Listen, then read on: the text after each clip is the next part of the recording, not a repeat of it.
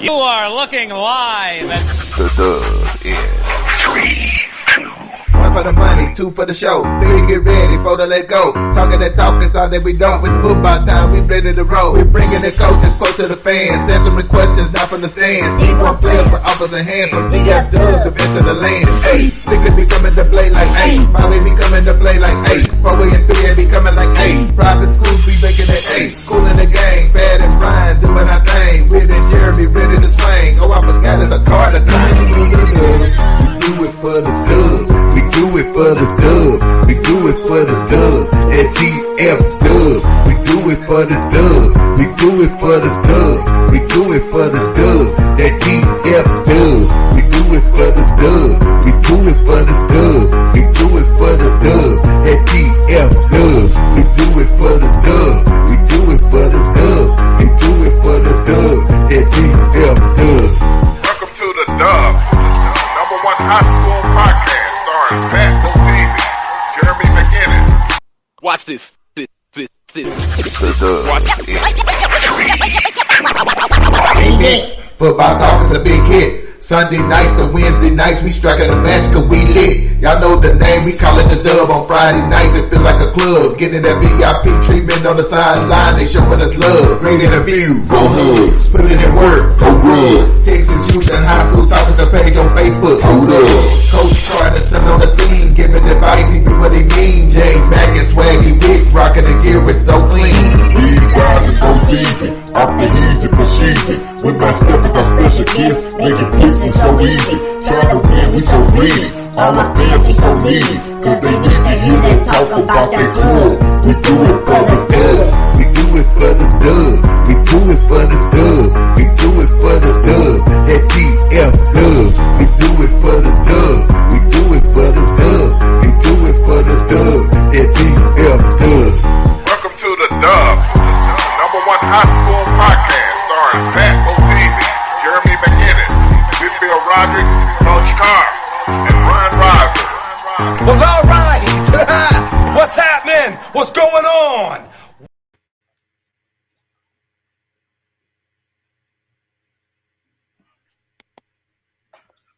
What's happening? What's going on? I don't know what what J Mac is. Where J Mac? J Mac done disappeared.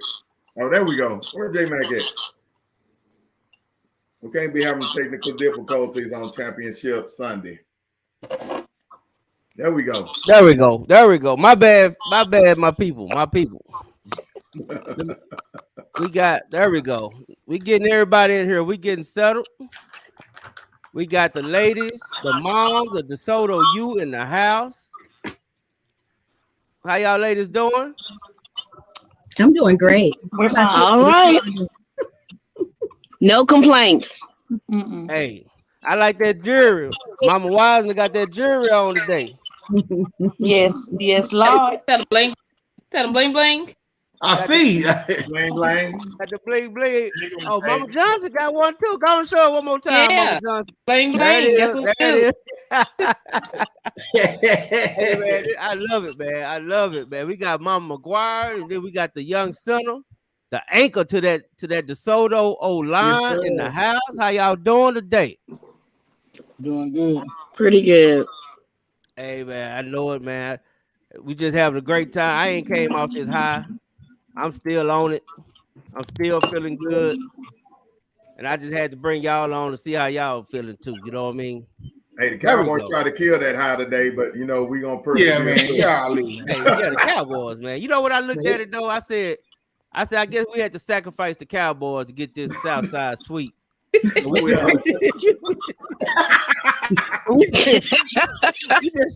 sacrificed the Cowboys. We had to. Shit. Hey, they got another week next week. Hey, they live there another week, man. They all right. Yeah. That's it, man. Hey, before Football we talk, guys can't have 3 black head coaches win and the Cowboys win all in Dallas. hey, Right, man, right. That's really asking for too much, hey. We can't. Yeah, we can't be too greedy. We can't be too greedy. Hey, I want to play this video. Then we go ask the mom some questions because I love this right here.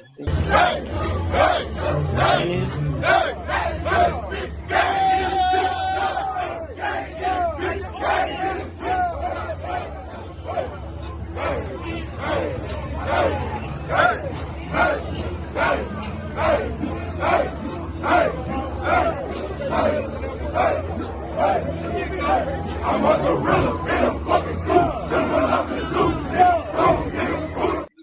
it in there. Okay, that's enough. That's enough. We ain't gonna get too far. I like that though. But I like it, man. Hey, I play that video. I was like, shoot. Hey, baby, you wanna put some biofreeze on these old knees and go on out here and see if I can tackle somebody. You know what I'm saying? But yeah, we gonna start with I call her the queen of the mom. We got Miss Lori in the building. How you doing, Miss Lori? I can't hear you. Muted. I'm good. How are you? Hey, we good, man. We good. We celebrating. I see you got them twins. I know it's been nice in the house. It's been nice in the house last night and today, right? It has. It has. A lot of people been over here, but it's been exciting. It's an exciting experience, especially these my last two. So I'm very excited. I know it. I saw I saw your oldest boy there too on the sideline. I mean, he over there looking like his daddy. We know what he gonna be doing though. Yeah, he look like a coach. He look like me. He look good like I actually interviewed him. I'm about to run that interview on the show on Wednesday. He sound like a coach too. Yeah, I was gonna say he was looking like a coach though. He definitely was looking like a coach. Let me see. We got Miss Lord. We got Miss Cook here. Jonte's mom, superstar, 5-star wide receiver in the building. How you doing today, ma'am? I'm doing great. Mom of the Texas. And then we got the cousin, long lost cousin, come to find out, you know. We got Miss Angie Miller, Trey Wisner, mom. How you doing, mom? I'm okay. Yes, ma'am. We got Miss McGuire and the young anchor. We already said hi. We got Miss Johnson. How you doing, Miss Johnson? Miss Johnson came in here late. How you doing? I'm good. We still celebrating. Still celebrating. Now your baby is the one with the safety, right? Number 7. Number 7. Ravenel Honey Badger. The little honey badger. The little honey badger, man. Yes, sir. So I'm gonna start with you. Now he's a senior, right? Or he's a junior? He's a senior. He's a senior. So tell me, man, just the last game, like this. Yes, this is last year. This is it, man. What was the feeling just the whole season and then see it cap off like this? Because he also made some big plays in that game. He did. Can you hear me? Yeah, he was confident the whole year. He was like, Coach Matt, we got you. We got this. This is gonna be the year. So he's been confident the whole year. Yeah, can you hear me? Yes. Balling. Y'all can hear me? Balling. Yeah, we hear you. I hear you now. Yeah, he been balling too. Can y'all hear me? Yeah, can you hear us? Yeah, we hear you. We got you. So tell me, I need to know, Mama McGuire, man, how you feel? Cause like your baby, like the baby on the line, like he might be the toughest, but he also the shortest. You don't be worried. Yeah. You don't be worried about the baby boy like that. No, actually, he's been short all his life, and he's had to go up against the bigger boys ever since he's been playing flag football. But it was extremely emotional for me because he was going to quit this year. Wow. Because sometimes, what looked good in person may not be good on paper, and the comparisons in between the two, and he wasn't sure how it was going to turn out and how he was going to be infused in the system and how he was going to be used, and he was ready to quit. And he gave himself a time, and he said, Mom, if by week 3, if things don't change, I'm just gonna go ahead and quit. So it's emotional for me and him because he didn't give up. And what a way to end his high school season, because he's a senior too. So that's a testimony right there. That's a testimony. Yeah. I think all that was God given. All that was God given because that week, the week before, our center actually got hurt. So Caden came in and just took over from then. But I think that was all a plan. I think He that was came over God's from plan. defense. He was on defense all 3 years. Up until this year, week 3, he was on defense. Wow, that even adds layers to the story. You know what God got for you, God got for you. Because it's for I had you. a son that was a senior at Duncanville, and It's he made amazing. all district, but he wasn't a starter until week 3. So it's actually a similar story. So definitely get it. Yeah, that's amazing, man. That's amazing. I'm glad you stuck with it, young man, because you see how it turned out. It turned out amazing for you, brother. Yes, sir. I'm glad you toughed that out. Miss Miller, speaking of toughing it out, you know what I'm saying? Miss Miller, we know Trey came with a lot of, with a lot of hype, you know what I'm saying? A lot of talk. You know, it seems like things started off a little slow for the young homie. But hey, it seemed like he did the same thing. He just grinded until it was his time. And one thing I always tell kids is the cream always rises to the top. Patience is the virtue.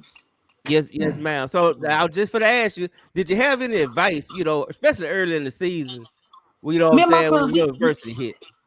Trey has a very humbling spirit, and that's what keeps me. We talk all the time, and coming over to DeSoto, they already had their system set up. He wasn't here to be the better than the other running backs that were already to put their time in. He was here to just want to help out, like he said. He said he'll go anywhere on the field. Yes, he wanted his time because he is a senior and he's good. But also it wasn't like he was disturbed because he didn't get as much playing time or as much running time as he liked. He said, Mama, I'll play anywhere. And he can. He can. He has the ability to, you put him anywhere on that field, my son will adapt. But his spirit is so humble that him not having as much playing time as he came, but I felt like it was a good thing. Like, in Waco, he was a workhorse. Trey played defense and offense. Trey played all 4 quarters. He never got out of the game. Trey played in a playoff game with a crack. He got cracked right here. He would not come out that game. He would not come out that game. So, of course, he's going to have better stats over there than he would over here. But he was here to do what he had to do. And on that last game, he did that. He did that. He did that. Hey, you have another son on the team as well, right? 37? Yeah. And okay, what he's on defense? Yes, that's Bud.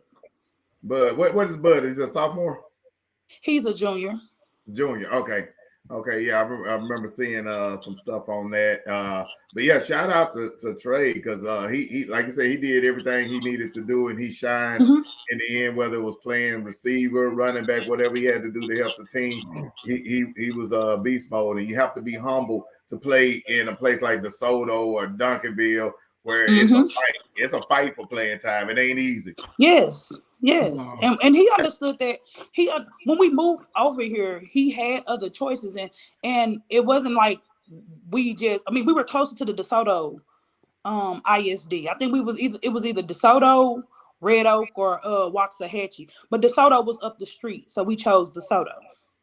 And Great it was choice. a good pick. It was a great choice for him. So I gotta ask a question. I do too. Go ahead. All right. So like we talk about people transferring all the time, right? We talk about why people transfer. Is it a good reason for people transfer? Is it like you look at the kid at Carter, right? So he's a 4-string running back at Duncanville. So for him to get his playing time and do what he did, he had to go somewhere else. Whereas your son was the workhorse and he transferred into a better opportunity, really that saved his career, is what it sounded like, and put years back onto his career. So hold on, did you say it saved his career? Physically. He talking physically. Yeah. Oh, like okay. Warren Charles. I agree. Yeah, I agree. Like coming to DeSoto and being able to come to places like that where you have to be a part of the team. and the team will take care of you. Mhm. You know what I'm saying? And when your time comes, you're gonna shine, and that's God's way of blessing him for being humble, for making the right decision. So in times where we talk about kids transferring, to me, that was a transfer that was best for everybody involved. You Mhm. know what I mean? And as opposed to a guy just being selfish. But man, congratulations for you to making a brave decision and standing on your truth, man.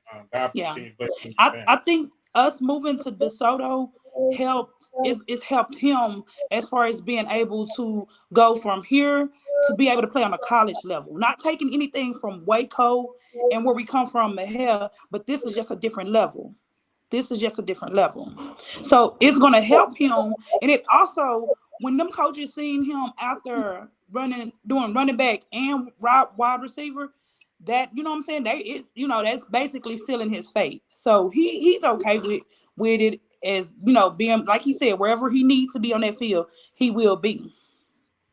Yes, sir. Who said they had something to say? You Swag? Okay, go ahead, Swag. I'm connected in the basketball world real deep, and I was told by a lot of people he's even a monster in basketball. Is that true? Mm-hmm. I just had to beat him in his back the other day because he said, "I'm playing basketball." No, you're not. Yeah. Oh, No, you're not. No, yes, I am, Mama. No, you're not. You're not playing basketball. You done. Yeah, I was told that. He can by run someone. track too. He won a gold medal. I think he was like 8 years old. He was 8 when he did it. He won a gold medal in the 200. Oh, he definitely fast. Hey, we can see that. Yeah, we know that.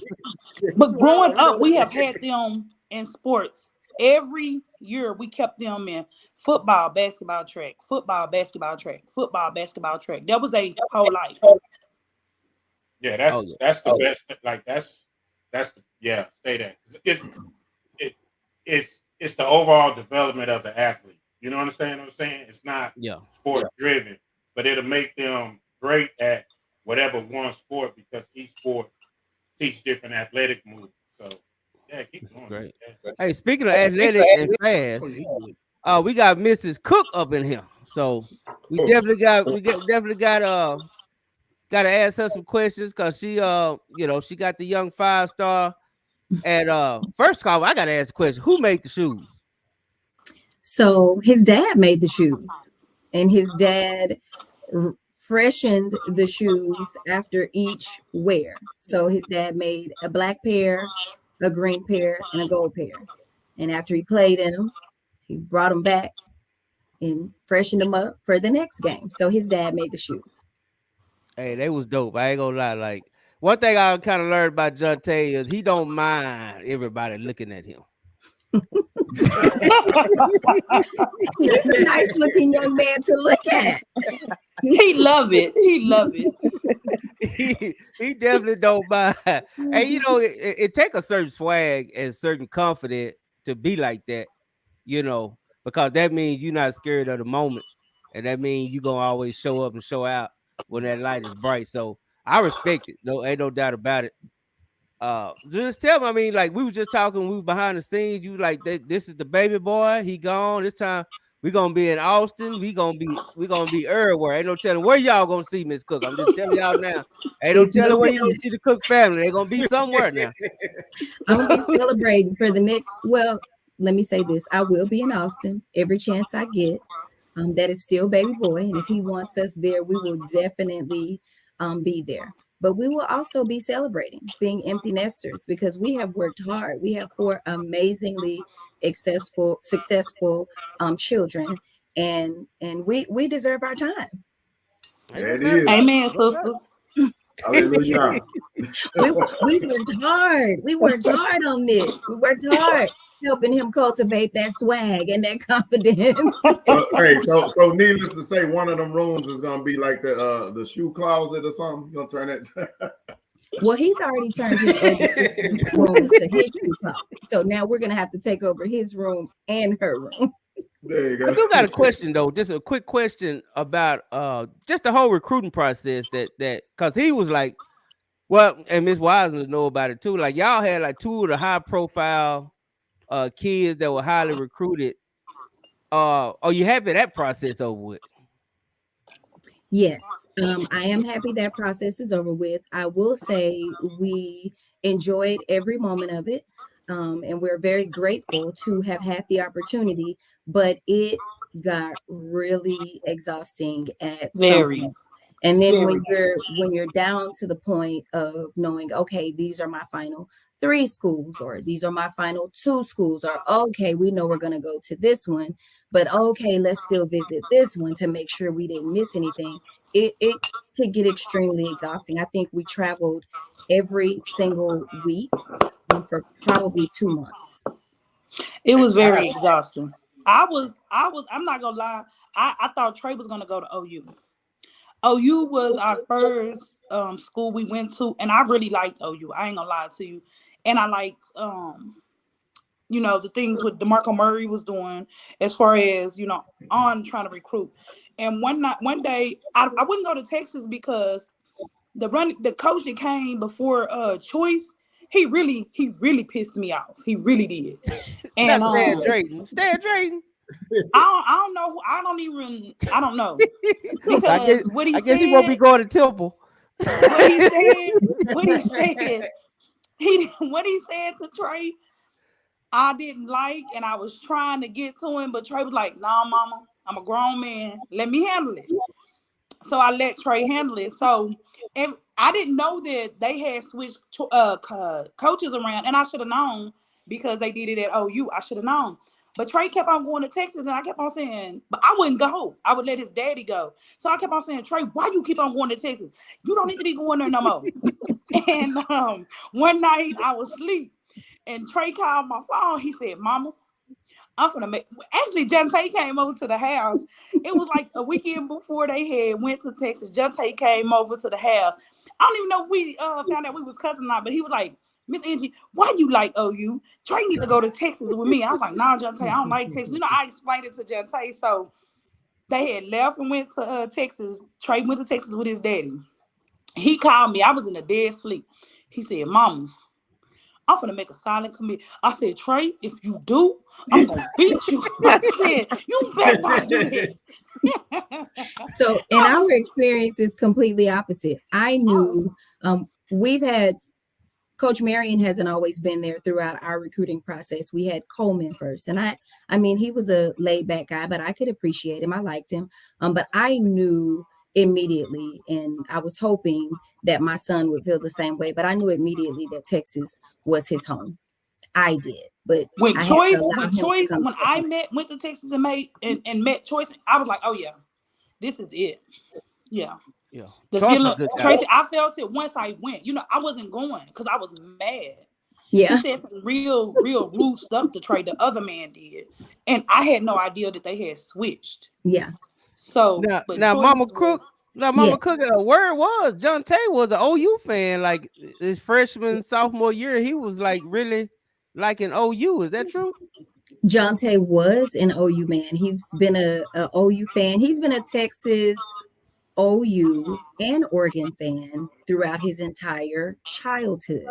But our experiences are completely opposite from Angie's because when we visited OU, it wasn't a match made in heaven. I And liked it. we just knew then collectively as a family that was probably not going to be the best situation fit. for his college career. Yeah. So he was a fan until we went. He wasn't a fan of A&M though, right? I'm sorry. So he wasn't a fan of A&M. I think it made a funny comment about A&M not having any trophies in the case or something like that. I remember that from last year.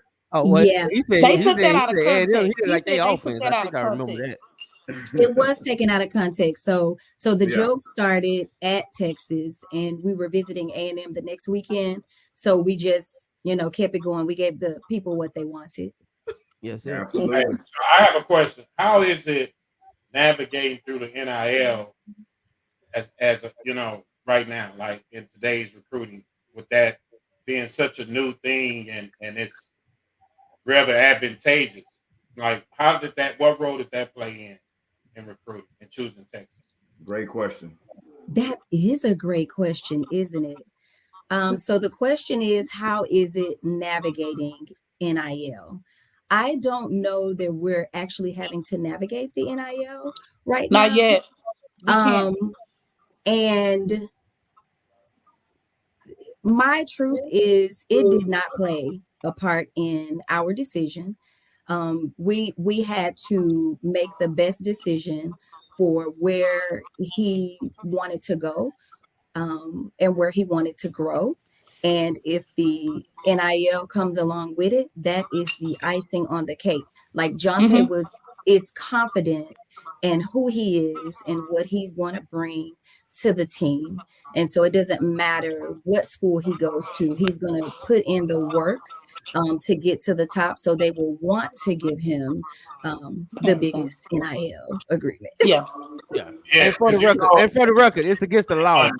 Right. It's against the law. Yeah. For the record, it's against the law. Right. Yeah, we can't do nothing with NIL. We're not navigating anything right now. I feel like Trey being able to make that. Yeah, I swear, Trey made that decision with Texas without me. I was not even there. I trust his daddy decision, but Trey is a mama's baby. So when I wasn't there and he did that, I started thinking about it. I said, if he was confident enough to say that, then I gotta trust his decision. I got to, because he ain't a baby. And when I went to Texas, I was like, oh, it was like a breath of fresh air. I was like, okay. All right, so I'm gonna tell you a story, right? So when I was coming out of high school, I went to the University of Michigan. I went on a visit. It was on my birthday. I went and saw the Fab Five. We was in the locker room, kicking it like I had a blast. And Tyrone Wheatley was my host. We left there, came back on the plane, and Tanel Hurd went with me. We left, came back on the plane, and I was sitting on the back of the plane, and I said, God, give me a sign. Let me know if I made the right decision, because I had just committed. And the plane went into turbulence. So at that point, I never asked or ever questioned whether or not I could go to Michigan. And I did, and I graduated. I was all Big Ten, all American, got drafted. I coached there. I have a degree from there. So when you make that decision and that decision is told to you through God, I believe that. So Trey made that decision because if it was up to me, I wanted to go to Miami. And my mom said, you know where going to Miami. We know why you wanted to go to Miami. You don't even know me like that. That's a funny story though. I love when you tell that story about Miami and what your mama said. Mama wasn't having it. Mama wasn't having it at all. We lost Miss Lori. I wanted to ask her. There she is. Here she is. There she is. Well, Ms. Lord, tell us about your experience with the twins coming out. And I just saw today that well, I know Crimson. Why do I keep came and just decommitted? The nightmare decommitted. He decommitted.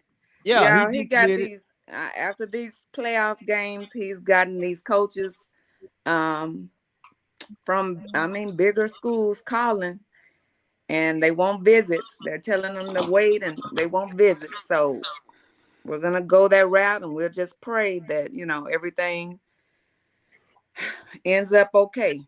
It will. That we can get in there. But yeah, that's the deal. And his North Texas coach left. So, the one that was recruiting, they are all gone. So you're going to tell those coaches it's a package deal? Yeah. You gonna tell him he gotta take a little big brother with him. Yeah. Well, whoever gets him, that's the pure athlete. And nobody will ever know it. Miss McGuire, them, Caden, them knows from little on up. I mean, he's the athlete that's just the natural talent, basketball, everything. Now, did your boys play with? They played with the Panthers when they was coming up. When they were very, very little.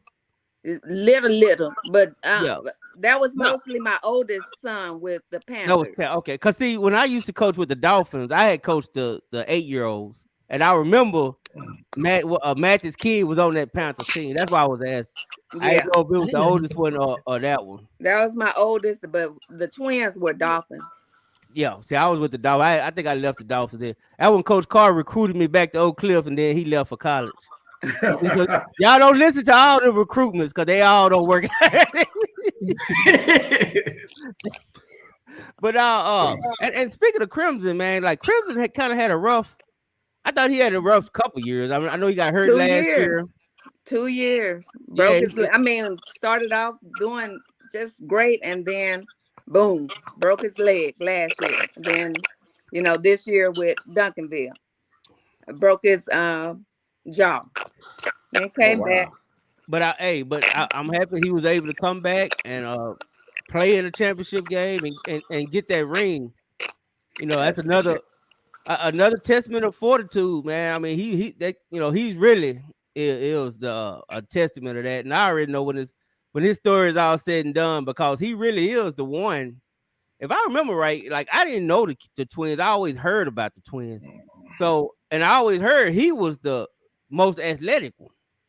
A lot of people used to say the receiver. Cayman was afraid to hit. I was ready to tell the story on Cayman. Cayman was afraid to hit kids. He was afraid to hit anybody. And I was like, I would be at a game and be so embarrassed. Like, Cayman, I said, Claude, what is this? What is this?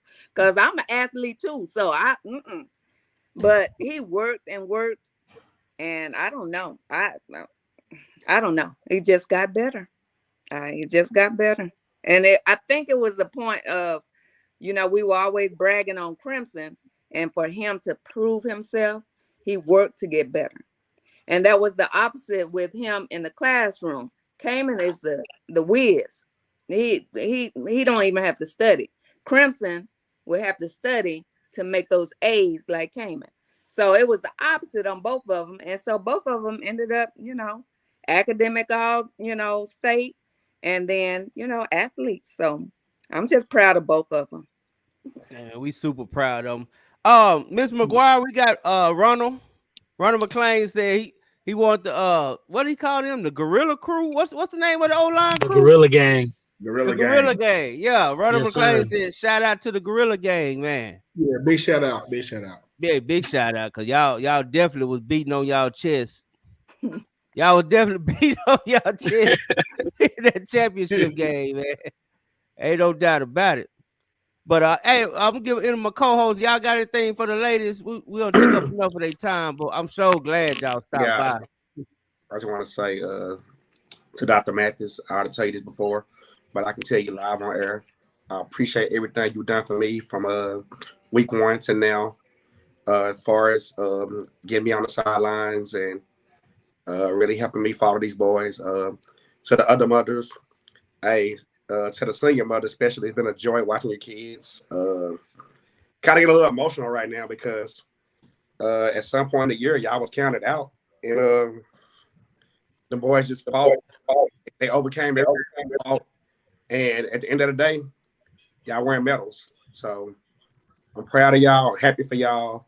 And I wish your kids nothing but the best in life, not just football, but life, as being a young Black man in this world who's about to go out into this real world after high school and experience other things versus cricket police or anything else I hear that young Black athletes deal with. So I just pray that the blood of Jesus cover them, cover you, and God bless all y'all. Thank you. Thank you. Thank you. Use up the swagger. Hallelujah. Lord. Make us cry. Reverend Swagger came in here. Hey, Swagger tearing up too. Hey, ladies, man, what's tears in my eyes too. I was trying to hold them back. I was like, damn. Ride over there emotional. But I ain't gonna lie. That's why I was like that yesterday, just watching all of it. The whole Southside win, it messed me up. I can't even front. I'm laughing, but hey, it's a true story. I was jacked up because it meant so much. You know what I'm saying? It meant so much to our community. You know, the Duncanville, the Soto, Oak Cliff. Because basically, if you don't know, we all the same. I guess You for know, me, Right. I guess the emotional part for me feel like seeing these women in our group for all these years, watching their kids, you know, and they have caught the, you know, good side of the comments, the bad side of the comments. You know, if some go right, people say good things about DeSoto and the kids. Some go wrong. People make memes and jokes and etc. Like the 7-on-7 championship, stuff like that. And you take all of that, 16 weeks later, they champions. So yeah. Oh, you know what? Shout out to DeSoto too for that. Clyde actually made mention of that on the championship. He said, "Hey, we're the only school to get a 7-on-7 state championship and a regular football state championship in the same year. That's history." There was a lot And of history. shout out to my husband and the other dads for coaching that team. Thank you. Jonte Cook the first and the other dads. Is he the one that coached it? Did he coach that team? Jonte, my husband, Lori, who were the other dads? Main thing. And Coach Eric McCoy. Yeah. Oh, y'all had main thing out there too, huh? Yeah, them DeSoto dads. Shout out to all the dads, man. All the fence dads. I don't have some. I call them fence dads because I was a fence dad when my son was in school. You know what I'm saying? I was always leaning on that fence. Every practice, every workout, every self. We was always there, me and my group. You know, so I love to see the fence dads. That's for sure. Yeah, it's how it is, man. I mean, I love to see them. McLean and the tunnel crew. It's a lot to be shout out to, man. They put a lot of effort into that. I love that. You cannot find schools these days that have a tunnel crew every game, every Friday night, they're dedicated. That's love, man. Right. Hey, can I get one shout out, please? To our booster club parents. Thank you. Y'all are the bomb. Y'all are awesome. Yeah, shout out because I did buy a hoodie and a t-shirt from the Booster Club. So you can't say I don't support. You're correct. Thank you. Thank you. We appreciate it. Hey, I appreciate it. I got some free. Go ahead. I got a question for you, Dr. Matthews. How is it like? Tell me about like watching Coach Mathis, Coach Todd, Coach Sample, like battle all these years. You know what I mean? Like all the way back to Skyline, DeSoto days, Duncanville days, Sock days. Like to see them all make history, knowing that they history. Like watching that firsthand. Like what impact does that have on our community? Another great question, and we know some fights. There was some fights back then in them games. It was. No, but they sharpened each other. Hey, that's what brothers do. Hey, Self was told y'all. Like they sharpened each other.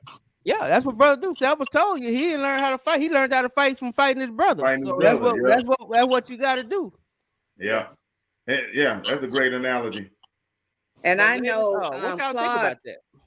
I know Claude went to Samples before the game and told him, good luck. And I saw him after the game, and I saw him and Coach Todd actually shaking hands and talking. So that's just it warms my heart to see that. Amen. That's the beauty of sports, man. That's what I love to see it too. And I love to see all of us because let's just be honest. Before the season, we all at each other neck. Everybody at each other neck. You know what I'm saying? That's what it's about. But it's also about coming together when it's time to go against everybody else. You know what I mean? And it was a beautiful thing seeing the way that came about. It's a beautiful thing seeing everybody, that's watching the dub that, cause we said it was the Southside representing everybody. And now all of a sudden I'm seeing it all in the headlines.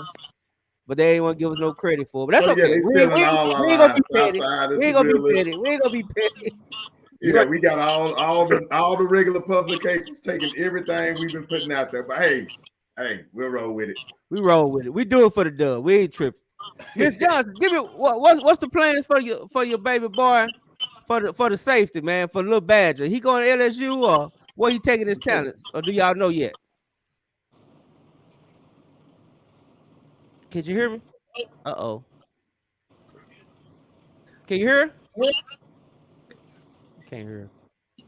Oh man. The internet bug, he over here messing with us. Hey, the Vandergrift internet and got to him. Yeah, Vandergrift, he got that money. He'll put the bug in. Hey, by the way, don't nobody go to no Vandergrift. All the coaches that he was working with, they've changed schools too. So okay. Can you hear me? Yeah, we hear you now. Yeah, it was a little I can hear you. Go ahead. I don't know why y'all can't hear me. We can hear you. No, we could. That's okay. It ain't our fault. I promise you.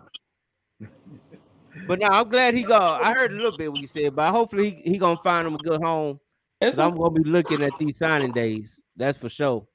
At everybody. Miss McGuire, what's the plan for my little young gorilla over there?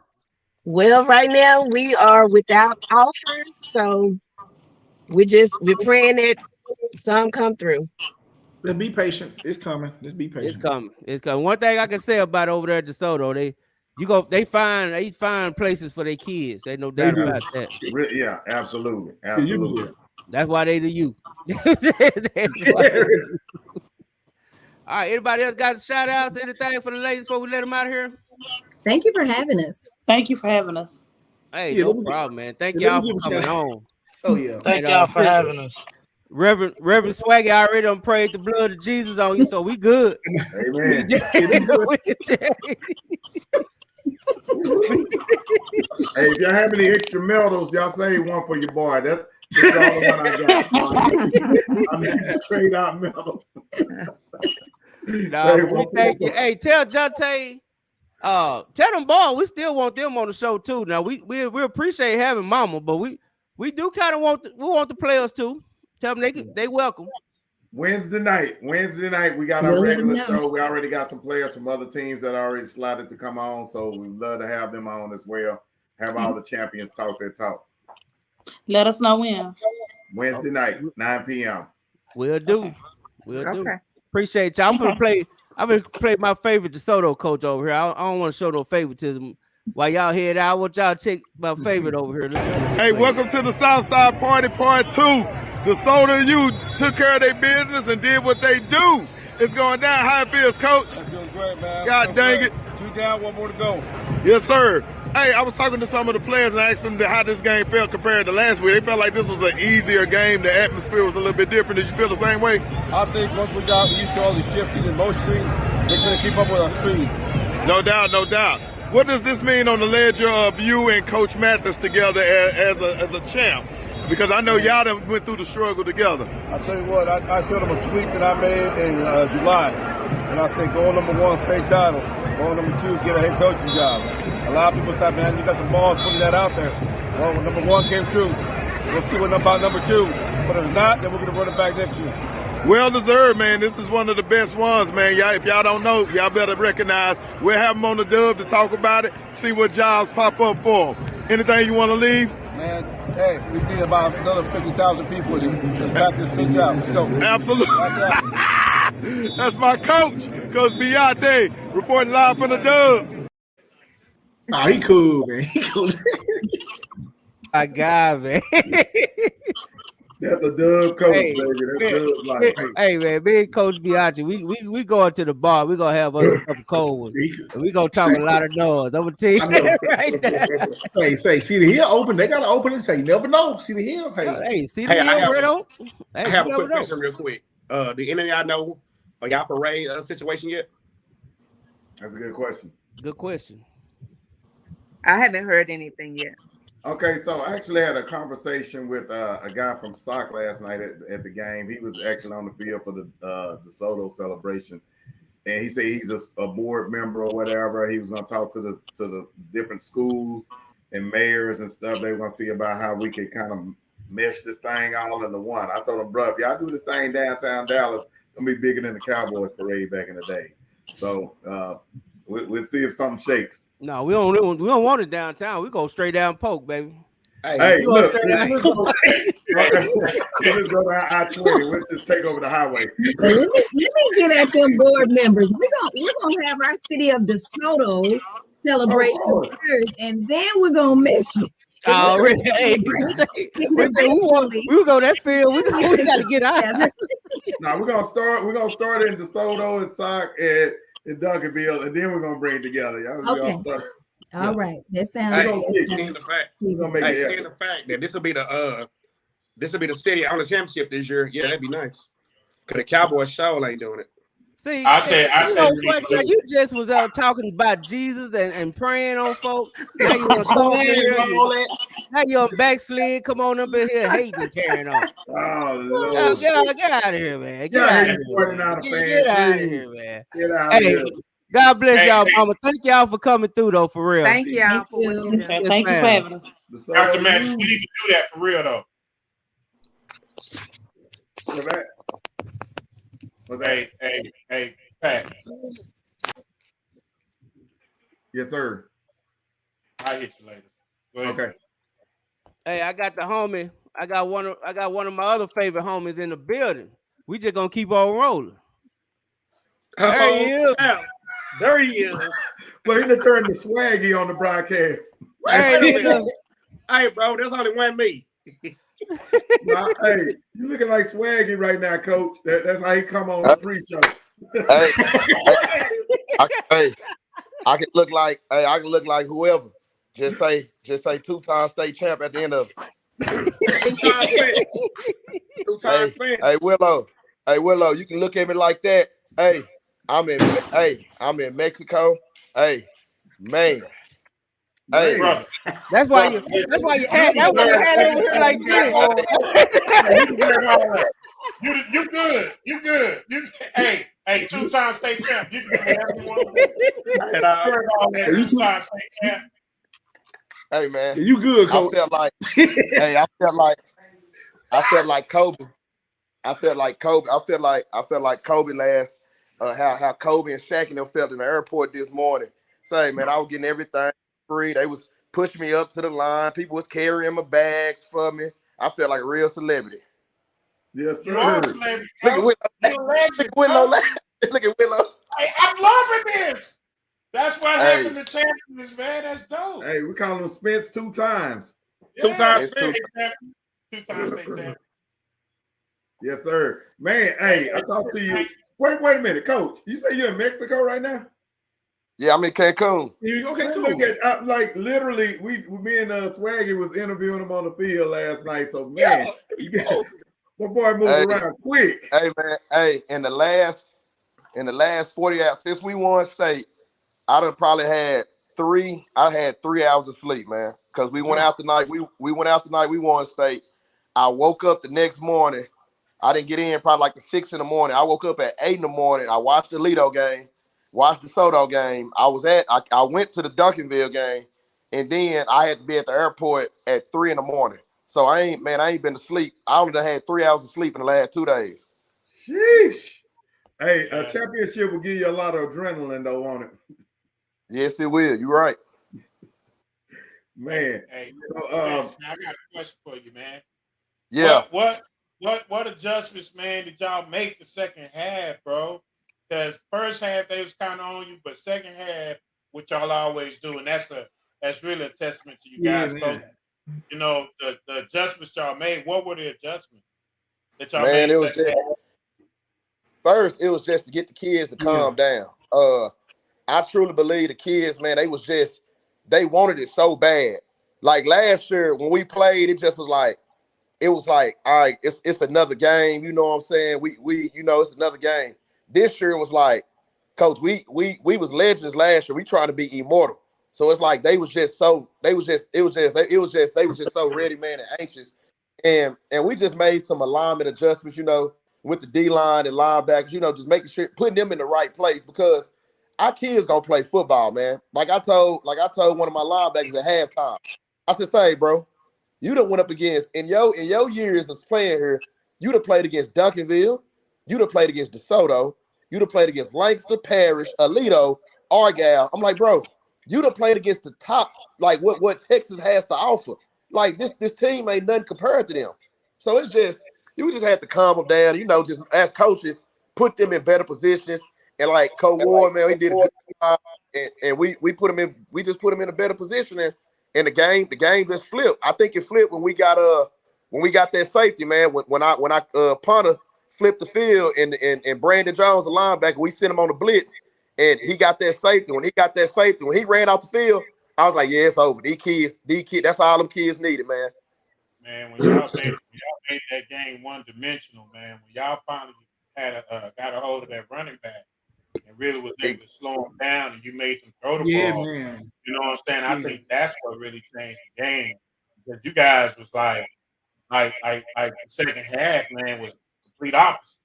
And there was a lot of domination, man. You know what I mean? And once they stopped the run, and they start throwing the ball, now you playing athlete for athlete, and that's stock all day. You know what I'm saying? Yeah, you don't want to get and like I told Swaggy yesterday and Pat Mobile, like I told them yesterday, like I get on Facebook, man, a lot of people saying, bro, Sock got pressure, Coach Todd got pressure.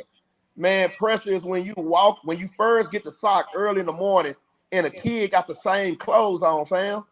Like that's we done dealt with some kids, Willow, in my 8 years of coaching, and I done like in my 8 years at Sox, I only done coached at Sox.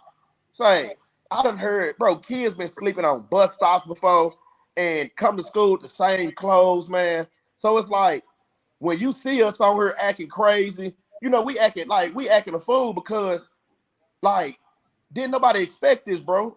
Like nobody expected. I don't care if nobody say. People always said it can't be done. Last year, people said it was a fluke. So if last year was a fluke, then what is this year? Because wasn't nothing fluke in the playoffs. Like, wasn't nothing no fluke. We grinded every game, bro. Every game we grinded out. The only game we really didn't have to grind out really on the cool was Lovejoy.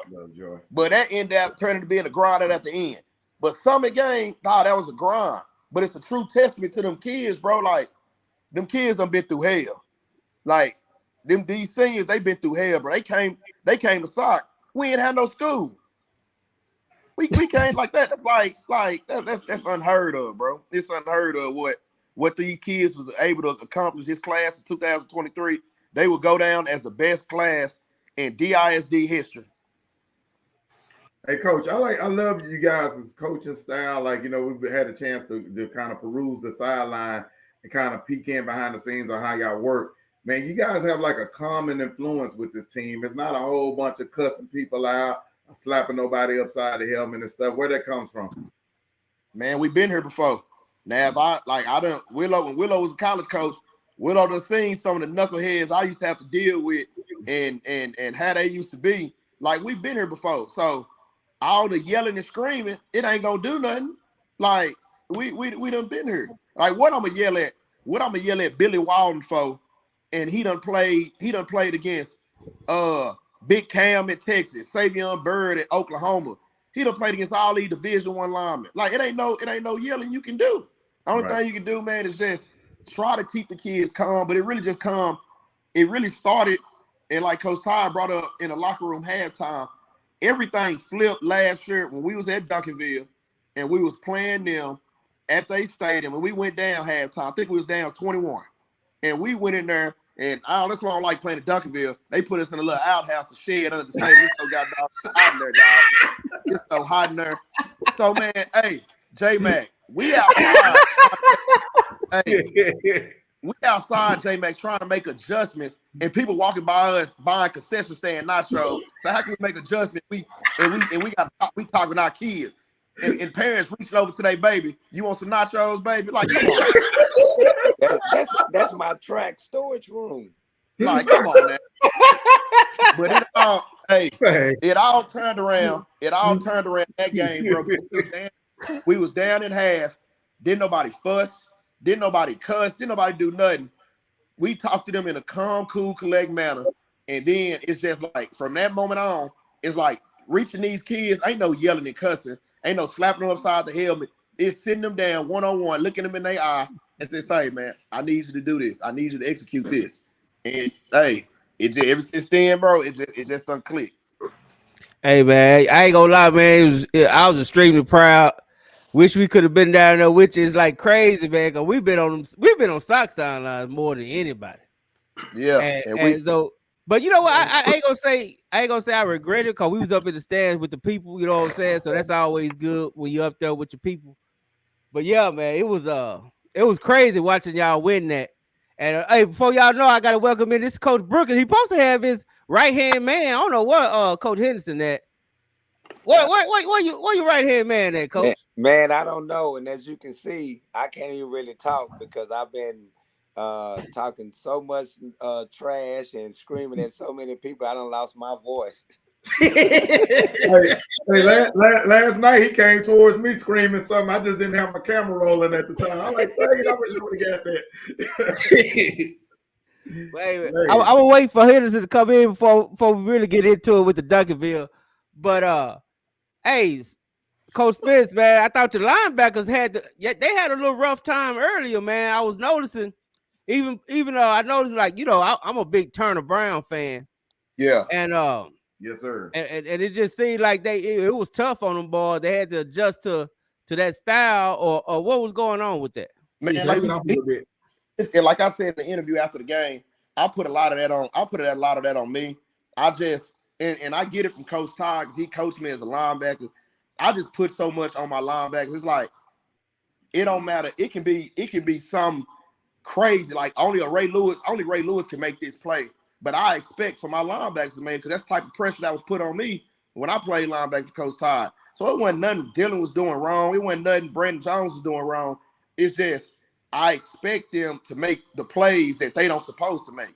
You know what I'm saying? That's how I coach, because that's how I was raised up in the game. That's how Coach Todd coached me when I was in Skyline. But yeah, man, PNG, people don't understand. When you make it to a state championship in Texas, I don't care what division it is, you somewhat good. Like, so people expecting us to blow PNG out, or PNG gonna be it. Man, say PNG was a hell of a football team. They had some hell of a, like, they offensive line was the real deal. They was big, they were nasty up front, and we just found a way to overcome. But like I put a lot of that on. I put a lot of pressure on my linebackers, bro, because that's how I was raised, and that's how I was coached. Already. And if y'all don't know, Coach Spencer is live. See, y'all thought y'all was celebrating. Nah, y'all ain't doing nothing. Coach Spencer is live from Cabo. I mean, he's so live. He didn't even bring his clothes to Cabo. He just went butt naked. He just went butt naked to Cabo. It just didn't even matter. You know what I'm saying? Hey, the only thing I got in my bag is state championship shirts and swim trunks. That's all I got. There it is. Hey, I can tell you hang around your DC, because when we first interviewed Coach Ward, he was in Bora Bora. So I was so excited. Hey, man, I was so excited. I was like, because I never took a vacation before, never. And like that's what I'm saying. I'm mad because I get so much from Coach Todd, bro. I've been around him since I was 13 years old. I never seen Coach Todd miss a summer workout, bro.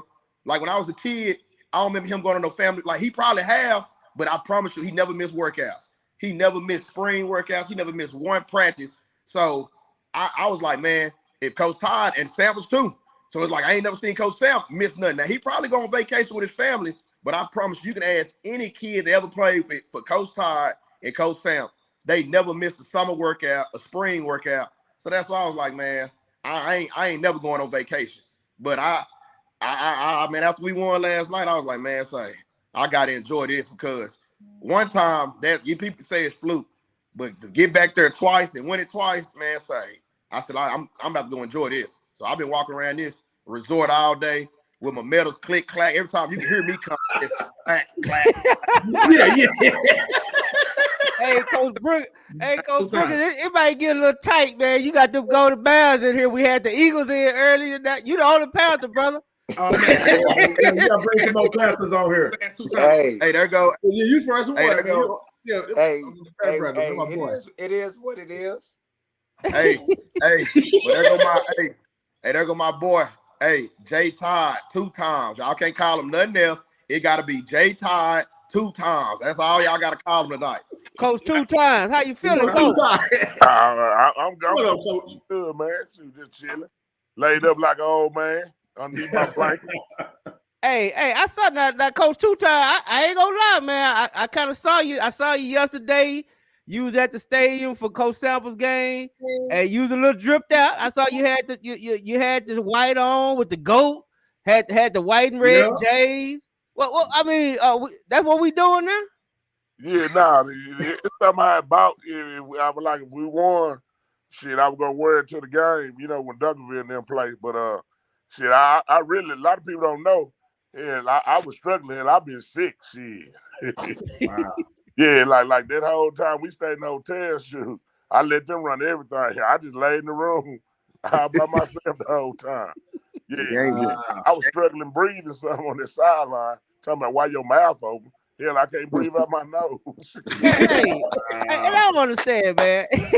I'll be honest, man. When I see dudes talking about dudes' mouth open, man, I ain't gonna lie. To me, it's a little suspect. It breaks all kind of code. That's weird. You know what I'm saying? It's weird. That's weirdo behavior. Y'all quit looking at these men's mouth, man. That's weird behavior, man. Yeah, but nah, man, it like I mean, it feels good. You know, it still ain't hit yet, but you know, like I'm more proud that everybody got the sweep. You know. And, you know, we were pulling for everybody because, you know, even the night before they played, you know, I hit up Cole Matheson and sent him a little message and stuff, you know, wishing him well. So, you know, it was bigger than any personal beef or anything that's been in the past. You know, it really was about everybody going out there being successful, you know, make sure all these kids have medals. And now we can sell a bigger game next year because now we playing state champs in 6A, Division 1, 2. And we playing the private school state champ. So and the private school state champ, yes, sir. Now, I ain't trying to be missing, but Coach Brookins. Yeah. Is Coach Samples and Duncanville the king of the South? Because, you know, they did kind of beat everybody.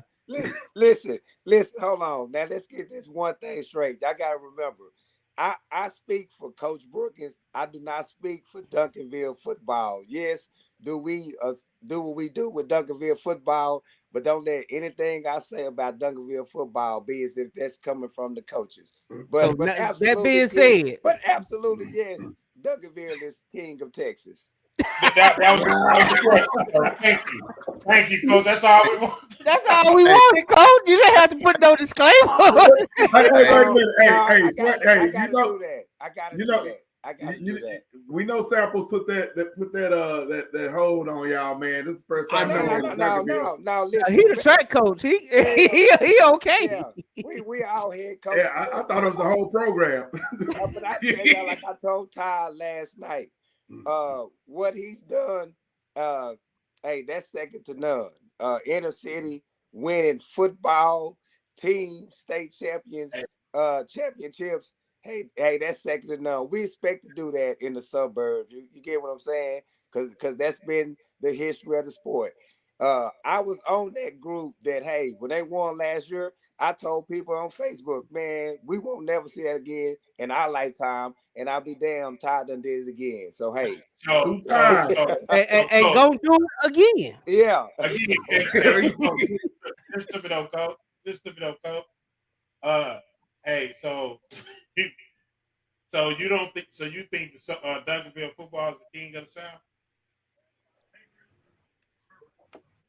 Who you asking me?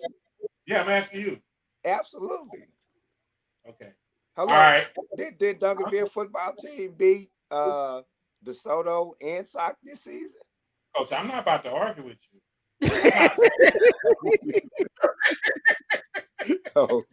I just know one is back to back. I'm sorry. I just know one went back to back.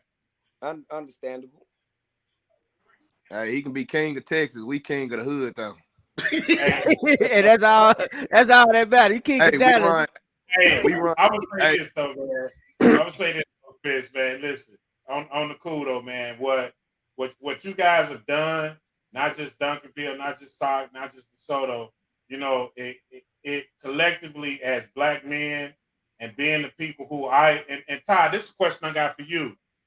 in your wildest dreams, did you imagine when y'all was battling between Sock and Sock DeSoto and Skyline back in those days, and you was right there in the middle of that fire being forged with both of those men, to now sit in a situation where all three of you guys on the same weekend playing for a state championship, man? Could you ever imagine that? And what does that feel like?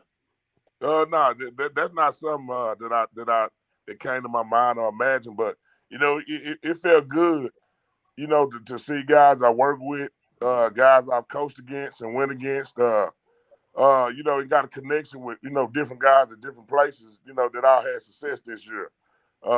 It really felt good. And at the end of the day, at Southside Cliff, we're not satisfied. I want to knock down that next Smith, and we want to be the big dog of the southern sector. And that's what we're shooting for. We're not gonna stop, until we get there. That's why I asked that. Don't take a lock though. That's why I asked that question, because I know what you're shooting for, Coach. I already know. You. I know you're doing a lot. You already in the history books.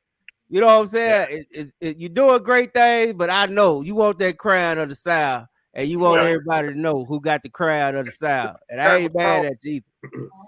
It's like the Game of Thrones, it's some kingdoms that's left that I don't feel we done conquered yet.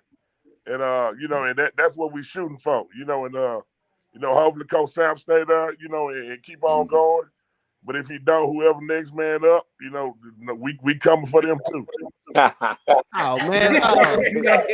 Hey, Coach Henderson fell off, but I want to put this picture up when he come back in, cause I meant to always give my homie. This is my homie too.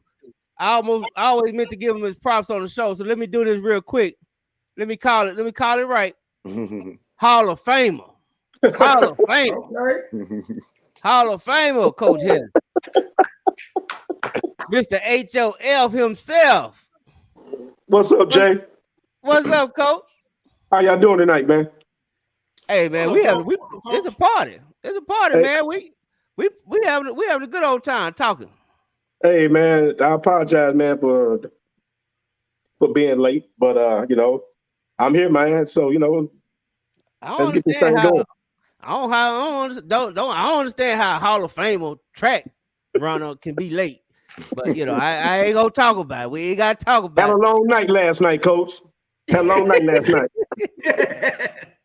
And we also got Coach Ward over there hidden. What up, Coach? Trying to act like he ain't interested. Coach, stop it. Hey man, what's going on, fella? His name is Coach Ward 2 times. I keep trying to tell y'all. Oh, I thought Todd was only 2 times. Nah, we all 2 times. It's just Todd Big Meat, but everybody else 2 times. So Southwest Ward over here, huh? That's Southwest Ward.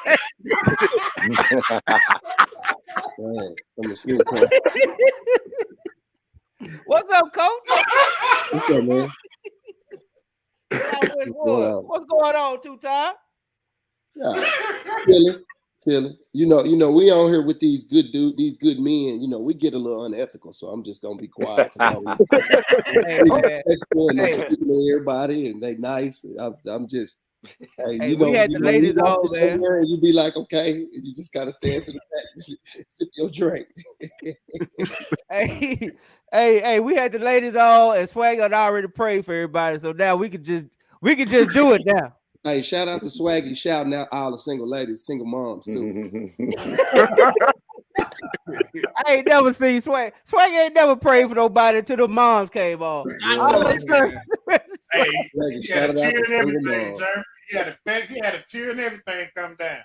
Yeah, this joke even cried. Now what? This joke cried. This joke got it. He went full character for sure. Hey, you gotta understand this, man. Them moms, and this for every school. South joking up again. Them moms be there from day one, bro. Like they fully support kids. Like you go on the internet and you say something bad about a Sock player, Duncanville player, DeSoto, City Hill, whatever. Them moms gonna turn your ass up over their child. Yep. I just happen. I've always respected the mama bears.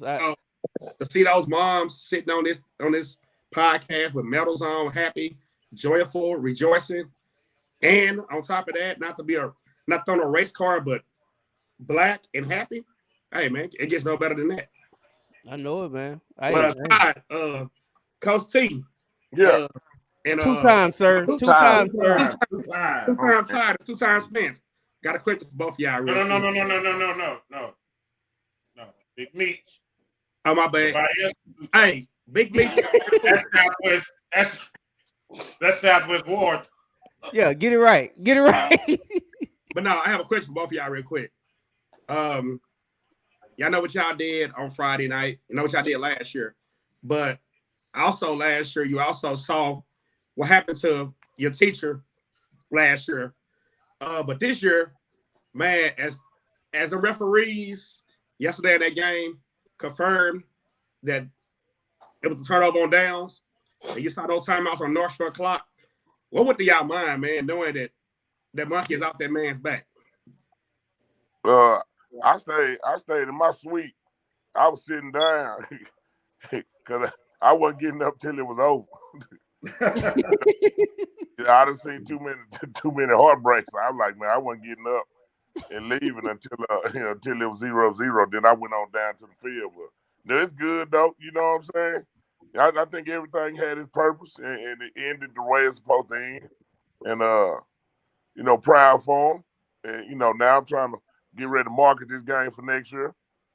There it is. Still trying to beat him though, huh, Coach? That's one thing I don't want to do. I don't want to go to the grave and he gonna I hope meet his ass in heaven, and then he be like, "You ain't never beat me." Hey, real quick. Now, what if he go off into the wind right now like Jordan after the 3-peat?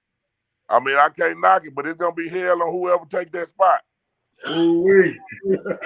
Let's go, Ray. Let's go, Ray. I'm gonna throw some salt in the grain. I tied 2 times. I think he got a little Dion primetime at him, and I'm gonna leave it at that. Don't be poking the bear around here now. I'm just saying. I missed that. He said 2 times got a little prime time in him. Nah, not really, man. I ain't never been about marketing myself like that hard. No. Hey, everybody get what I'm saying. Yeah, he's saying you ain't gonna be there long. I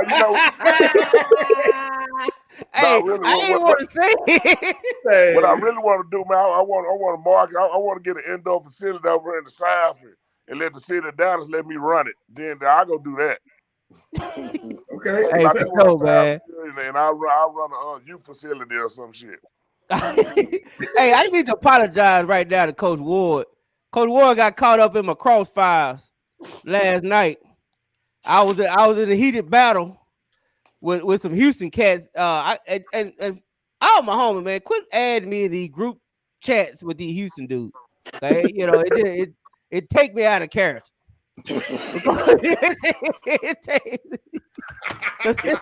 didn't take me out of character last night. I had fun with their ass. I went on that side them personally. It's fun. Hey, man, Coach Ward just trying to talk about the game, man. I'm over here. I forgot where I'm at. Coach Ward talking about, man, what you talking about, man? You tripping? You going swaggy? Yeah, he turned into swaggy. Yeah, hey, look, me and Swaggy walked North Shore sideline yesterday, taunting the hell out of them. And at first, I wasn't even rolling the camera. I'm like, damn it! I said we got to do a walkthrough and roll the camera. But we was having fun. They were looking at us like, what the hell? But yeah, it was good. I had to go Swaggy with Swaggy. Hey, so from a Duncanville coach, I saw Coach Henderson. I saw you talking to one of the players. I can't remember which one it was on the bench over there. It looked like you was having a little moment. I don't know if you were calming him down. You remember what I'm talking about? He was sitting on the bench by himself. You went over there during the game. You kind of talking to him. I wish I knew who it was. I don't know. Was it Caden? It might have been Caden. I don't know if that was Caden. What part of the game was it, Jay? It was second half. Well, you know, man, it was 2 guys last night, man, that I was really talking to last night, and Caden and Colin. And what people don't know, is that Caden, man, was dealing with some major cramps in his right calf last night, that whole second half. And Yeah, I saw Colin, what the man, video like. yeah. And Colin, man, was dealing with a hip that, man, it's been really a problem for him for like the last 3 or 4 weeks. And so with Colin, my thing for Colin was, man, it's going to come down to you. And that one series, if you remember, he kind of really made that one series, man. He made a lot of plays on that one series. So, you know, man, I think that's part of our job is to, when the football coaches are coaching, we kind of do the small stuff on the side. You know what I'm saying? Me, Coach Brookins, and all the other coaches. Okay. Yeah, okay then. But you know what? It seemed like if Caden, I guess is that because he's just a track guy? Cause it seemed like he be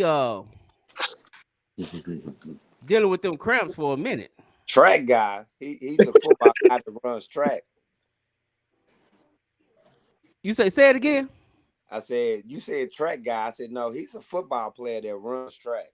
Well, I meant because he's a track runner also. Is that the reason? Because he seems to cramp up a lot. And I understand he do a lot of running. But is that, do you think that's a reason, or you just think young man just ain't drinking enough water? It may be a combination of both, but that is his kind of muscle type. You know, you get what I'm saying? He has a whole lot of fast twitch muscles that require a lot of hydration, and he does do a lot of running.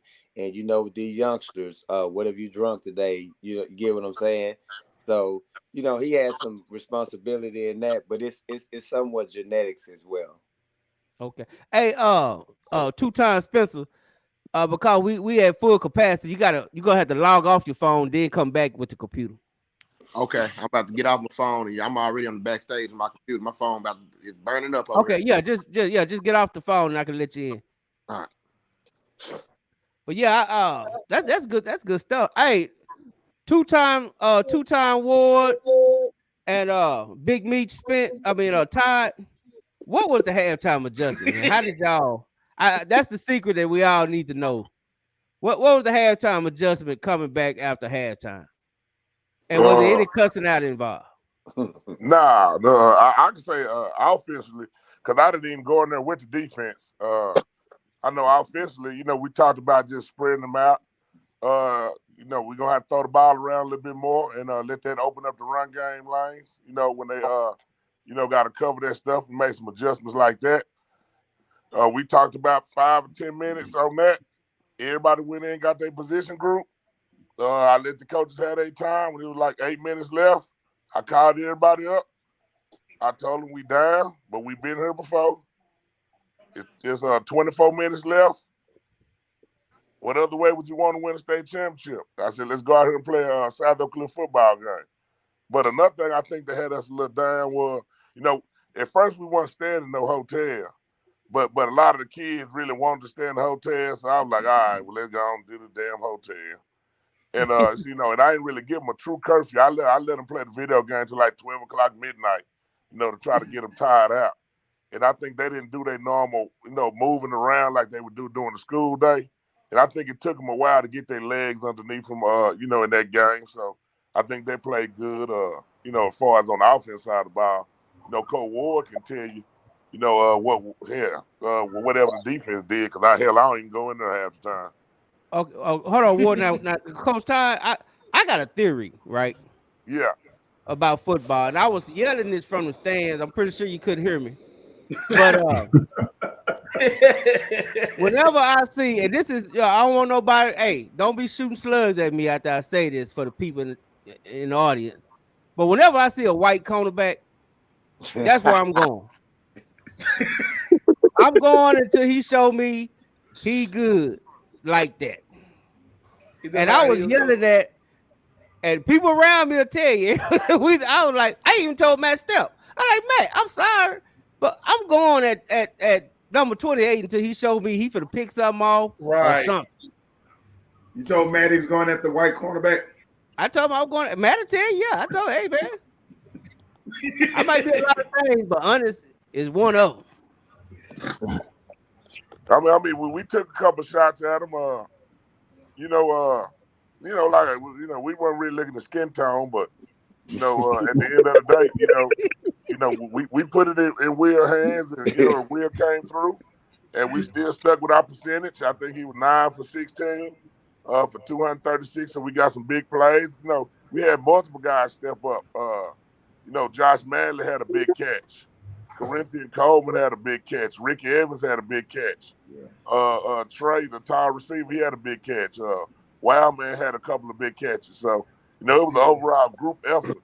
And that's what I like about this team. Everybody plays their part. You know what I'm saying? It comes through, when it's time. And then they got the running game in the second half. We were able to be a little bit better in the run game than we were in the first half because we loosened that box up some. And Will orchestrated it, and the offensive staff, they did a good job of staying patient. Hey, Coach, let me ask this real quick. I talked to Coach Spence the other day about this also. This year compared to last year, I told him I know it's hard to get that first one, extremely hard. I felt like this one was even harder because of the road you guys had to go through. Better coaching job this year or last year? Because I just feel like this is like there was an award for a coaching job for a playoff run. Y'all would get that. I think we had to do a better job this year because of the type of games we were in. And like Coach Ward and them always say, it's a difference in calling the game defensively when you're going to score 35 to 40 points every game, than when you may be scoring 17 to 21, in that range. So you got to shoot your guns a little bit more, and you can't be as conservative as you do, when you're going to score. It's just about making people drive the field, use the clock because they can't outscore you. But I think overall we did a better job this year. And I think, you're talking about with a first-year offensive coordinator, first time calling plays. I thought he got great, did a great job and got better each year. I thought the pieces around him, as the year went on, we did a much better job of helping him out and, making that transition a lot easier. And I think it all worked out. Everything, especially on the offense side of the ball, worked out because defensively, we played the Baltimore Ravens season. I think the only time that I would say our defense probably went a little flat was the second half of the DeSoto game this year. You could tell they got tired out in the second half of the DeSoto game. But every other game, you look at it, Duncanville game, it was 23-10. And you look at it, that last touchdown came, at the very end of the game when that wheel right to the back, I believe. So, you're talking about we kept a Duncanville team, to 17 points. The first half they played lights out against DeSoto. They only gave up one touchdown. Lancaster, without the defense that game, Lancaster would have blew our ass out. And, at Prairie Episcopal, we finally got a groove on offense and was able to help the defense out some. Hey, Coach Todd. Well, my bad. Two-time Todd. Yeah. Let me just say this to you. and a lot of people, I think a lot of people miss this concept I'm about to say. From third on the opening season and depth chart to the state title game MVP speaks nothing but pure values. Yeah. Yeah, I mean it does. And what a lot of people don't understand, opening up the season, first-year offense coordinator, first-year quarterback gonna be a starter. It really was about whoever's gonna get judged was gonna get judged harshly in the first three games at quarterback for us at that particular time. And I think it all played out the way it was supposed to be. And I think if it had been flipped around another way, the other guy could have been the guy that led us to the playoffs. And I really think, it was just about it just worked out the way it worked out. And hell, I ain't changing nothing about it because hell, at the end of the day, everybody got that damn medal. And I got a request real quick from an Alito alumni or fan. He said next season, when y'all play Duncanville first game of the season, he wants a double header. He wants y'all to make a double header with y'all versus Duncanville, him versus. Hey, like I tell everybody, if the money right, we'll take the fight. So you heard it here on the dub. Hey, Alito is calling out DeSoto. I don't believe Alito calling out DeSoto. I don't think that's they just want so. that. Hey, it's in the comments. Hey, who gonna play Don King? We're gonna make Coach Carr Don King. hey, we can make it happen. But I don't know if Alito really want that. He's gonna make it happen. Listen, Coach Todd is the Willow brand ambassador. He's gonna make this happen, Coach Todd. Okay, make it happen. Alito got a game. Alito got to put. They got. Alito got a rematch with Parrish. They lost that game. They want to drop that game for DeSoto. Whoever the fan is, are they trying to duck Parrish? I don't know. Hey, well, I ain't hey, Billy, that's Billy Daniel. His son is the running back at Alito, and he's a baller. He's a baller. So I guess they just feel like they want to step it up, but like you can't step it up. You can't step it up till you handle business. That's anybody. That's us. You don't get to call out somebody on the week of the game or the one you lost. You know what I'm saying? Man, you gotta handle that business first. Go get your lick back, homie. Go get your lick. That's why Cal Ward, one of my favorites. Yeah, Ward keep it 100. He gonna tell you the truth. Ward gonna tell you, and then he just be like, and he said it in such a polite manner. You know. Yeah. And then he'll walk off on you. He'll walk off. Hey, two-time Ward. Now, beginning of the season, he was out of town. Enjoy yourself. Now look at your boy down there. Yeah, man. Like a mud. All the way he got going on. Last year, this time I was in Vegas. I was in Vegas. You sure was. I'm talking about in the beginning of the season. We had you on. You was in what was you at? Well, that was in the summer. I was in Curacao. Yeah, he was chilling. Yeah, he had them little island bars on top of the roof and a hamster wheel getting his internet going. He had them up there running, getting that internet going. Now my boy two-time Spencer, he just chilling and just enjoying the moment. Hey, Spencer, enjoy your life, bro. You deserve it. You deserve it. I got something. So from a Duncanville guy, from a Duncanville trainer, I know y'all have a lot to do with the off-season workouts and stuff. So what is it? Are we stepping it up? Or are we keeping it status quo? How we doing that for the off-season? We'll start next week. Go ahead, bro. Now, hold on. For the off season, it's track season now. Okay, well, hey, I'm glad you said that, track coach. It's track season now. How hard is it gonna be to get these champions out there on that track? I know it's not gonna be hard. That's the culture at Duncanville. Remember, City of Champions. I promise you, those guys that were out there, that's out there on that football team, that's a part of that track team, they just as hungry about that track title as they are about that football title. Yeah, because we can't forget, track did win it. They won their championship last year. When the last time Duncanville won a team title on track? Serious question. Last 2000. year. No. Oh, that was Wooten year? That was the last one?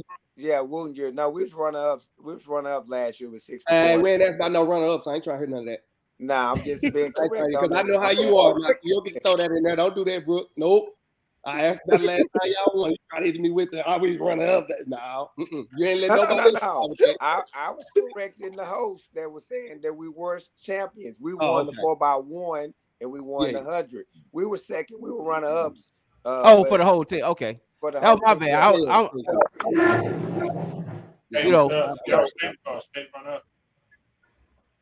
Who won? Y'all was rolling though, man. Summer Creek won the team title. Hey, so is the young your sprinter last year that went to SMU, is he's gonna run unattached this fall? Now, don't give me the line on that. Don't give me the line on that. You know that's what they sold them, but I hadn't heard anything about that. And I've had all my other guys up, since we've been out of since they've been out of break, but I hadn't seen Goree up there yet doing anything. Hey, let me ask y'all this: what type of break do y'all give yourselves after the the playoffs or whatever? Whether you win it or not, and you know what I'm saying, you get to this date. How How much time y'all give yourselves before y'all jump back into football mode? Christmas break for us. Christmas break. Back up. So no wonder Spence had to get out of there real quick. He got to be back on the next Thanksgiving. He got to be right on back. Hey, I'm telling you, I never seen Coach Todd miss a workout when I played for him at Skyline. And you can ask Coach Todd, I don't miss that sock. So I'll be back. I'll be back Thursday, and I'll be back already work. We're gonna be already working again, man. Yeah, because the good thing last year was, you know, we gave the kids off until we came back, but hey, the kids was already back up there over the break, you know, grinding on their own, you know, after throwing and stuff. So, you know, when you got a machine, the machine gonna go as long as you keep it oiled up, and it is all and very, very lubricated. Yeah. That's the program. That's the culture. That's the culture. Yeah. The coach is gonna make them come That's back what to work. Hey, that's what Big Meats do. Yes, sir. Hey, cause any one of the 2-time coaches, any one of y'all 3, can somebody please get my boy on the show tonight? CJ. That's Coach Ward. Hey, that's Coach Ward. That's Coach Ward task right there. You ain't gonna find CJ, man. Hey, man, CJ that uncle that don't show up to the family event. Hey, we got plenty of time in the offseason. We gonna get Coach Angry up here. We gonna get Coach Angry and the rest of and Coach Warren. And I heard you give a shout out, Big Meat, but you didn't say nothing about Bird. You didn't say nothing about Bird, the QB coach that you be hanging out the window. Oh, you talking about her? Hey, I got her. Her probably got that medallion around his neck now. There man. it is. Yeah. So you pull him up. You ain't hanging him out the window no more. Nah, I wasn't. Man, I'm to the point now, coaching. Like all that ain't necessary, man. It's gonna happen. Oh, it ain't, man. I just like the best with her, man. That's my guy. I like. I just really be laying back, man. You know, like it's a new me. There it is. Hey, Duncanville, I need Coach Barner on the show. He was talking to me and Jay Mack on Thanksgiving Day, saying he was itching to get on here. So if y'all got his number, tell him to hop on right quick. All right. He probably eating. Hey, man. Hey, I was about to say, do Ray got clearance to come on this show? Yeah, Ray got to get clearance now. Yeah, he must not have clearance to come on. Hey, you know, because he told us. He said, well, you know, coordinator. You know what I'm saying? Like a mother, bro. He pulled me and Jay Mack to the side. Hey. Y'all want to know something funny too, though? I forgot what game we were playing. And it was like, could we score X amount of points? And Iverson Young like, how they gonna score that many points? And this so ironic. How many points Iverson Young them scored when they got their ass kicked out the playoffs? Just let it, because I got a couple shit on my chest. I just been waiting to get out. Yeah, I know he said something like, can Saki even score 21 points? I gotta take a shot on that one. Oh, it was Lovejoy game. Lovejoy. Yeah. And then you lose the game shit like a damn baseball score. Yeah, that mother was what, 10-7? Hey, did he play in that game? Hey, Coach Todd, we're gonna put so he was on the couch typing. Hey, y'all. Hey, 2-time Ty had a big red moment for real on that one. Hey, I ain't mad at him because, like I tell everybody, if you come out here, if you come on here and you say it, then you know when you held to it, it is what it is. You know what I'm saying? True that. Yeah, as a matter of fact, J Mac, they were trying to get you to take him out the group because they didn't feel like he should be coming. But J Mac, like, nah, let him roll. No, like I told him, you can talk, but you know when you get called out, you know that's on you. Because I ain't finna run in. Your daddy in the group, be all right. He letting you in there. Well, I ain't the daddy. But he got to ask for it because he did say he said some slick stuff about that. You know what I'm saying? He did. Yeah, and that ain't me taking no shot at him. I always kept that in the back of my head.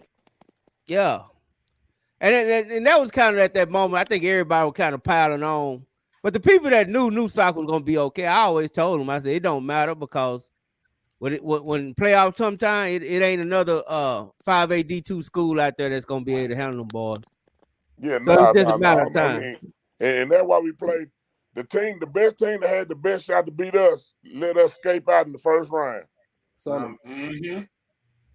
Yeah. That's true. That's true. That's true. So hey, so how do it feel though? Just knowing you 2-time, right? You repeated, you all made history. Now you got the other your other Southside mates. They got their first one, you know what I'm saying? Kind of got off the snide. I mean, I don't really think it take away from that. I think everybody got their own shine on that. But just how do it feel when just going through all that? I mean, this year was a grind to me, really. Just from the standpoint, like it's hard defending something. Like when you trying to climb up the ladder, it's a lot easier than when you're at the top of the ladder because, we got everybody best game every week. You know what I'm saying? And then you open up the season with the team we played, and they already were going to be like, we finna lip boy y'all ass. So, so that shit personal. Then you get the district, and I think we mastered how to play in our district is the key to why we schedule so tough. And then in the district, we utilize it to benefit us. And we really ready when the playoffs come. And our kids are still fresh, and they done recoup from some minor injuries they done had. Coaches, get to recharge. We ain't holding them up there. And that's one thing I can say. Like we don't do a lot of that. If you got family stuff to take care of during that time, hey, go do what you got to do. The other guys gonna step up and keep it rolling. Coach Ward get to take a break. He let Coach Spencer and CJ and them, they run the whole defense, and he got to, do what he got to deal with. And, some days if I ain't feeling well, they'll take it over for me. And we just, the machine just keep rolling. But it's about loyalty within the staff, number one. And you got to realize from the day I got the job, I called Coach Ward, and that means from that day I got the job, he been right there with me. So, so that's an investment from both of us. Coach Ingram been there for 8 years. Coach Traylor been there for 8 years. So Coach Medique's been gone and back, but he probably been there for 6 or 8. Spencer been there 6 years. So you talking about some guys that got a lot of chemistry, and and we know how each other are, and and I ain't got to be the one to be the asshole. I let Ward be the asshole. My days have been an asshole when I was in Skyline. I was the asshole there. So I purposely can sit back and know what's gonna happen. I know when Spencer gonna start complaining because ain't nobody helping with the laundry. But then his ass done flew to Cancun, and now can't nobody else watch the jerseys. So I gotta figure that out tomorrow. So you said Coach Ward is the Coach Samples of the crew? No, Ward is Ward. Ward is a different type of dude, man. Like he really like a prick at times. You know what I'm saying? I mean, that's what I heard. They say the old Grouchy man, it could be kind of asshole-ish. Nah, but Coach Sap is like that every day. Coach Sap every day. It ain't nothing never right. Sometimes, but nah, it's a way. It's a certain way we do things in soccer, man, that really can't be explained. And the other people is gonna look unorthodox and like this can't be the right way, but it's sure right for us. Hey, Coach, speaking of that, that's a great word you use, unorthodox, about the situation. Because I remember when we talked to you earlier in the season, I was like, asking you, like, man, why y'all schedule that schedule like that, man? And you was like, hey, the kids wanted to do that. I'm like, man, I've been on the kids like, nah, but there's a method to the madness. You have to get those type of games in because of the type of district you in to get them ready for the playoffs. That's where you get them ready is from the jump. And and I would say that. And the character of a team is not how you begin, is how you finish. And when everybody's losing their mind at the beginning of the season, they got to remember teams improve throughout the year. You got to find some things out about your team. Yeah, and people got to realize, like, go back and look at who the hell we played. like people don't get that part. Like if you saying pick some people to play, we picked the state semifinal from a year ago. The state finalists from a year ago. Yep. The team they beat in the fourth round to go to the semifinal. We beat a Lancaster team that's very well tested and a 3-time champ at that time in Dallas whatever that school called. Pistol. But we also had a Lido schedule. We also like people crazy. One can tell you, hey, we had something hooked up with North Shore. Man. Like we really wasn't ducking no action. Like nah. Like like this shit don't make. I ain't worried about no victories in no preseason. Hey, I'm worried about getting better. I do have one request. I don't know how far in advance y'all do y'all schedule, but Fort Bend Marshall sure called you guys out. I would love to see that one. Yeah. Man, Fort Bend Marshall got our number. One of the coaches that was in SOC, he the offensive coordinator at Fort Bend Marshall. He was on the sideline at the game. Okay, yeah. If Fort Bend Marshall want to play South Oak Cliff, they know we ain't hard to find. Because hey, it's 2 years. It's 2 years in a row. Fort Bend Marshall. We got 2-year deal, so we got to hook it up. But if they want to do a Dallas Houston thing, Duncanville let's kick it out. Duncanville, they go play North Shore. We'll go play Fort Bend Marshall. put it somewhere real nice. Make the money right, and we'll be there. They could just win the game they supposed to win, and we could just get it in the championship. Yeah, you know what I'm saying? and North Shore keep playing because they both keep making it. Marshall got to make it to us. Fort Bend Marshall, it's 2 years in a row. Fort Bend Marshall didn't hold up their side of the bargain. We said don't throw them no lifeline. Hey, we said, hey, 2 years in a row. We was like, hey, we'll see y'all in the state championship. And it's 2 years in a row. They didn't make their end of the bargain. North Shore and Duncanville, they meet each other yearly. Because they take care of their business. So yeah, so no, 2 times. I ain't trying to go against your big meets, but no. Tell them don't worry about your number. Meet you in December. I mean, and that's true too. But I'm saying, like, if somebody can put a check with it, we sure gonna balance it and put it in the goddamn account. Don't worry about that. Hey, Cal, the word they looking to describe you is passive aggressive. Huh? You're passive aggressive. Shout out to Coach Angry. I'm too direct to be passive aggressive. Yeah, well, he ain't passive aggressive. He a prick when he be going out. He's a prick. Yeah, like I give Brooke a hard time intentionally because he give everybody else a hard time out of track season. So I be on his ass about track all the time. And when y'all go win state, I ain't trying to hear no excuses. So when you be going off on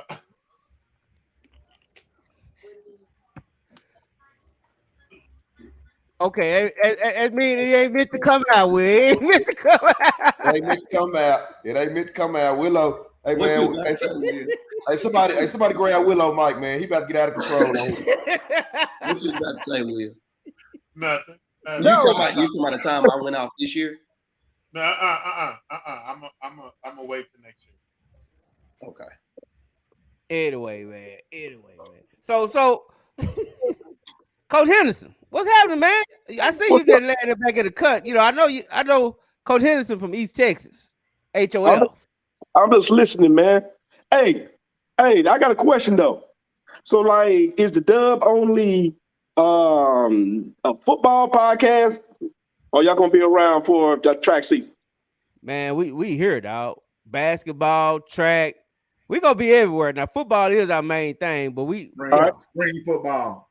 Hey, I need to send you the track schedule then, dog. Hey, all right, you can send it now. Now it can't be on no cold mornings. I'm just gonna be honest.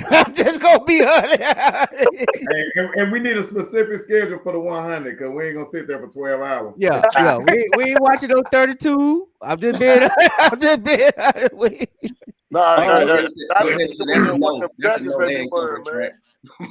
that called? I said that's a no. Blazers everywhere, man. Like they got these blazers. Like they finna go to the horse track races, man. They be wearing these little hats and stuff with it. Yeah, I do like the blazers, Coach. You right. Can we get one of them? I might stay out. I might stay for the long distance. You can give me one of them. Give me one of them jackets. You know, Brookins have got them all up in his closet. So, hey, coaches, I don't know if they gave y'all some extra medals, but this is all they gave me on the field. So can y'all just hook me up with one? I thought they would give me the real deal. What is it? That's a medal, man. Hey, we got something for you. What is it? That's that Negro move around medal. Man, what is that? He throws perfect too. Okay. Yeah, Hey, so Coach Two-Time, Big Meech, what exactly are y'all replacing, man? 'Cause I know that was a kind of big senior class. So what exactly all y'all replacing going into next year? I think the biggest thing is probably gonna be you had a lot of 3-year starters in that secondary, and and we had some really some 3-year starters on that defensive line. They played in the interior, but we got some young guys. It's time to coach them up, get them right, and and let it do what it do. Everything else, I think we pretty much solid. I know we gonna be damn good at linebacker next year. I think running back position gonna be fine. I think quarterback will be fine. Receivers will be fine. O-line will be fine. I actually think on the O-line we're gonna be better though, what most people don't really understand. Yeah. Well, that's what I was wondering, man. I think you say you're gonna be fine on the O-line because No, we're gonna be better on the O-line next year. I promise you. Is that because you're gonna be kind of like Duncanville was? It's kind of more athletic. Yeah, we're gonna be more athletic and the younger guys, they got a little bit more work ethic. So I think that's gonna be one of the biggest things, and I think their development, and I think they're gonna get some good training. That they some guys is gonna train over the summer, over the off season. They gonna do the extra stuff, a lot of the extra stuff. Now I think up front, I think we're gonna be able to do a lot more up front too next year. We're gonna be able to do a lot more pull schemes and like really what people don't realize is, I had to really come back and watch today because, like I said, I don't really watch the film to help the defense no more. I done kind of transitioned from that. But when you look at some of the schemes that Port Nature's Grove was doing, they really was creating 6 gaps on the other side of the ball that you don't count for. They were getting a kick out block from that 32, and then they were pulling both sides. So you really got to add that. That's 6 extra gaps that became on that side.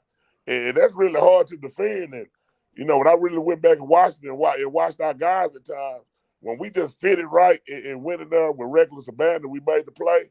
And when we caught blocks, they found some creases and stuff at times. But a lot of people that ain't real football people don't understand. You get 6 gaps on one side. If you got a decent back, that's really hard to deal with.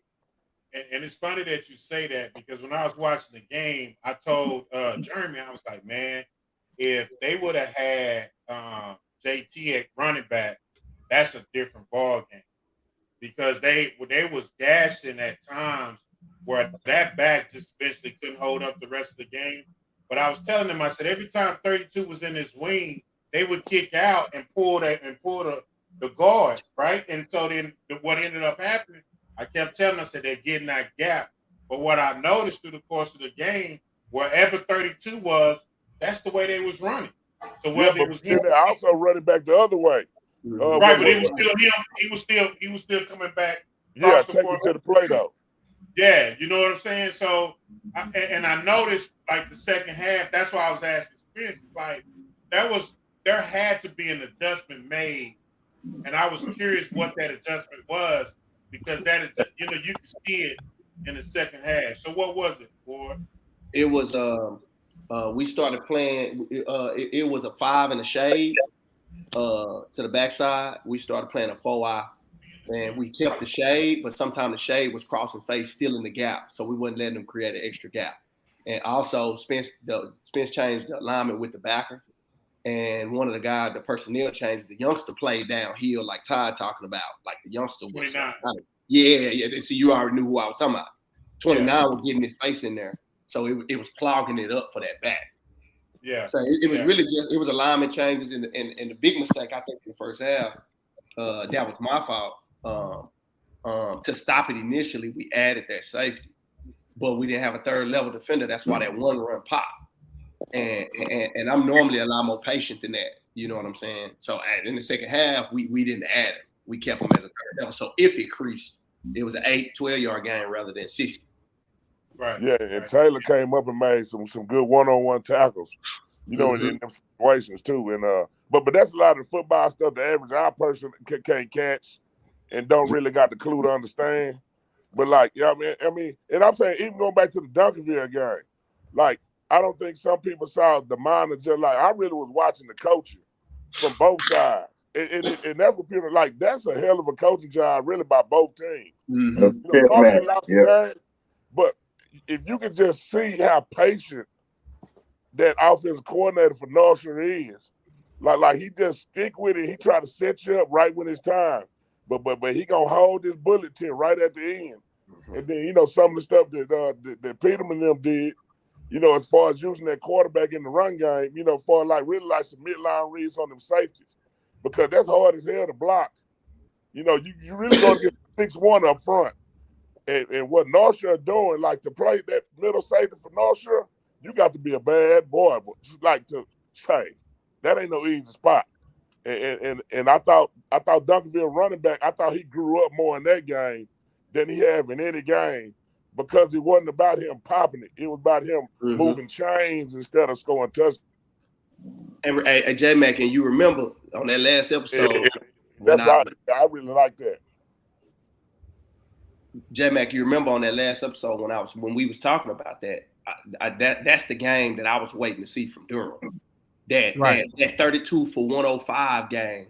You know what I'm saying? Because you know when it pops, it's different when it. You know that's what made Medlock so tough. This was a Medlock game. You know what I'm saying? I laugh because I'm thinking about Brookins over here arguing. So But this was a Medlock game, and Durham hadn't shown that yet. You know what I'm saying? What'd you say? Have you changed your opinion?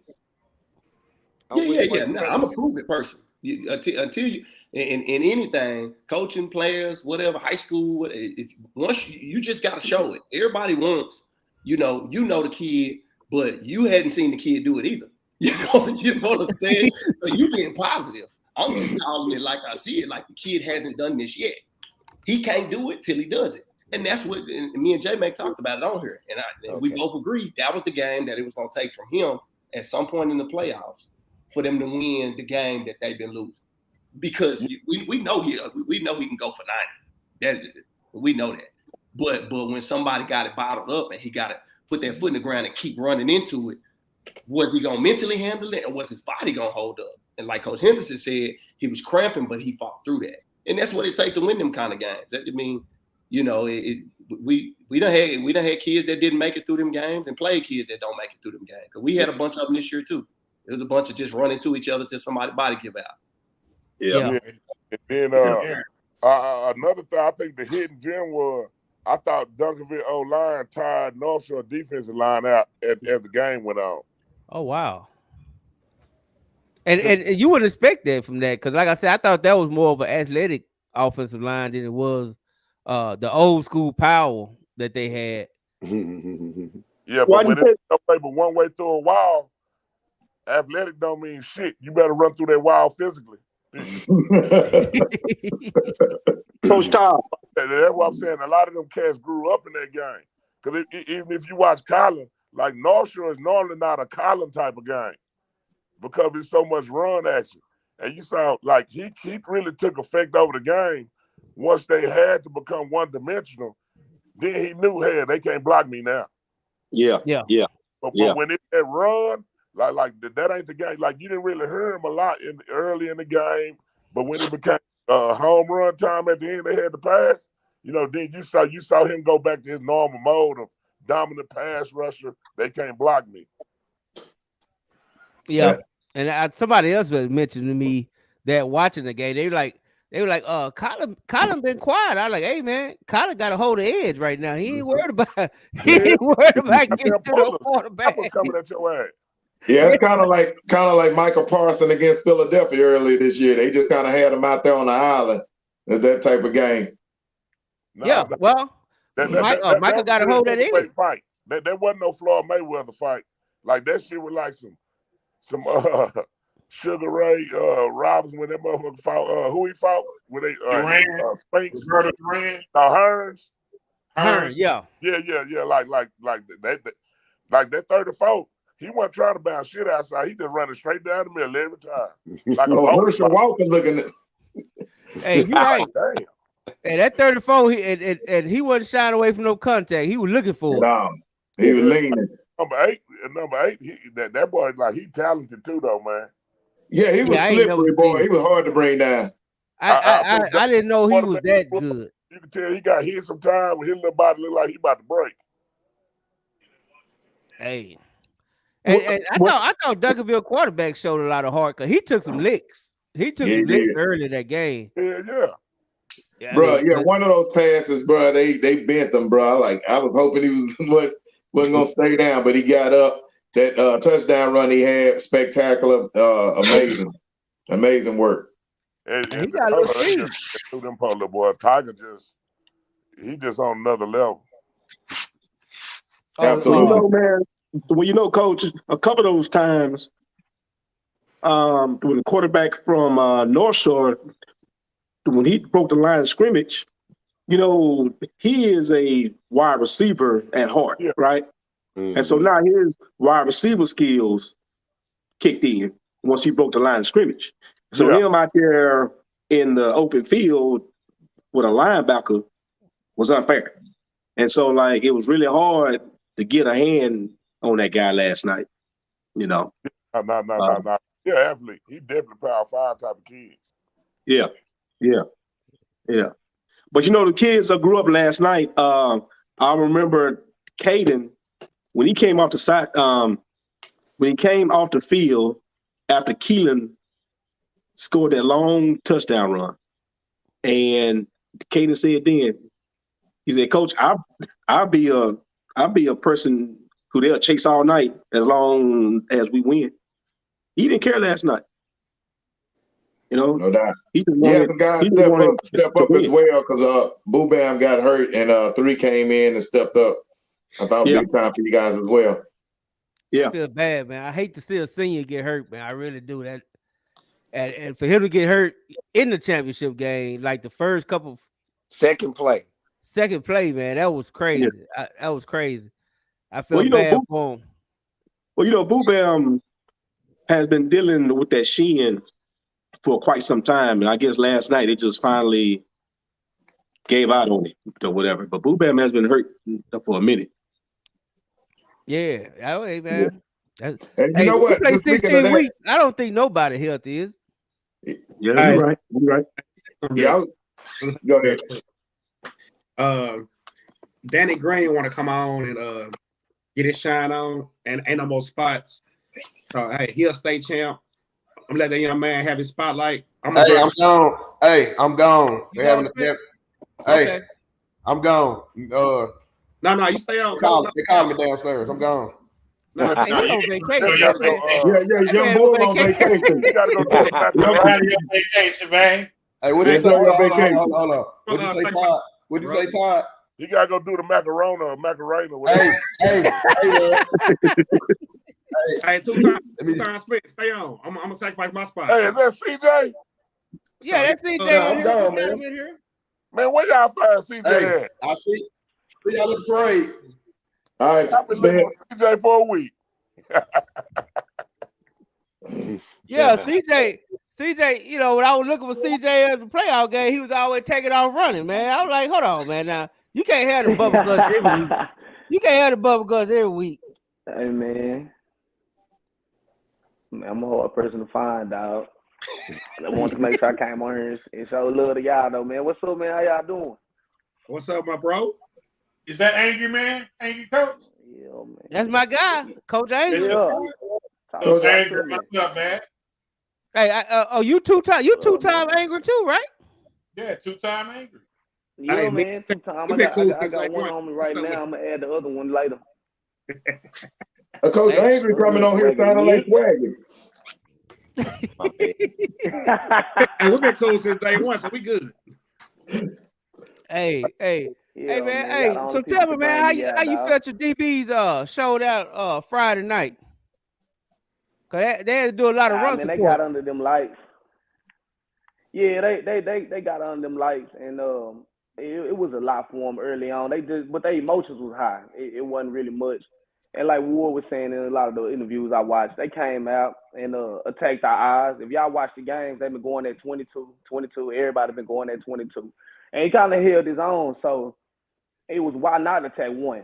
You know, why not? And we're not going to attack him straight up. So let's hit him with a wheel, come back and go.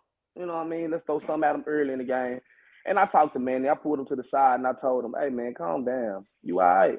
You could tell he was upset. He felt like he hurt the team, felt like he let the team down bad. So I had to talk to him, tell him calm down. And then you still got 7 on the field our way. And he gonna always play his ass off. And so the fact that they tried to take them two is crazy. And Taylor fit up real well in the secondary when we needed him. Davo gonna be Davo as always. Man, we like Ward said, we done been through the fire. A lot of them we done played a lot of football with. We counted it up, and it was about 44 games. I think we done been through with them. And that's a lot of football to play in the fire with kids. So yeah, it's a lot of football. I think I only played with about 22 games of varsity. So you talking about doubling that number with a championship and going playing for another one underneath your belt. It's easy. It's easy. You just got to get them to say, calm down. You know, we tightened up the coverage. We was, giving them holes. And he was good enough quarterback to expose that. So we was like, all right, then let's tighten up and let's make him play ball. And when it looped back around and when it came back on us, he didn't have nowhere to go with it. That's why that pick 6 came. Hey, Coach Angry, you got the hardest job as far as a position coach to me, dealing with them DBs, the temperament, trying to keep them confident and going. I remember I interviewed Manny after the Heritage game, and he just was kind of down on himself. And I'm like, y'all won the game, but I get the mentality of a DB. My oldest son played DB, so I get it. How is it in there, man? You got to be a psychologist and everything else, right? Yeah, you do, man. And for starters, the standard is the standard. So a lot of our kids, even when people think we play well, they're going to feel like they didn't play bad if they wasn't up to par. So for starters, we got people like Jimmy Wyrick, John Davis, Bobby Holmes, a lot of those older cats, Kanine Williams, that kind of set the standard, set the tone for who we are today. And so now when the kids don't play well, they understand. And like everybody talk about confidence with this position, but a lot of people really don't understand if you're playing quarterback or if you're playing cornerback.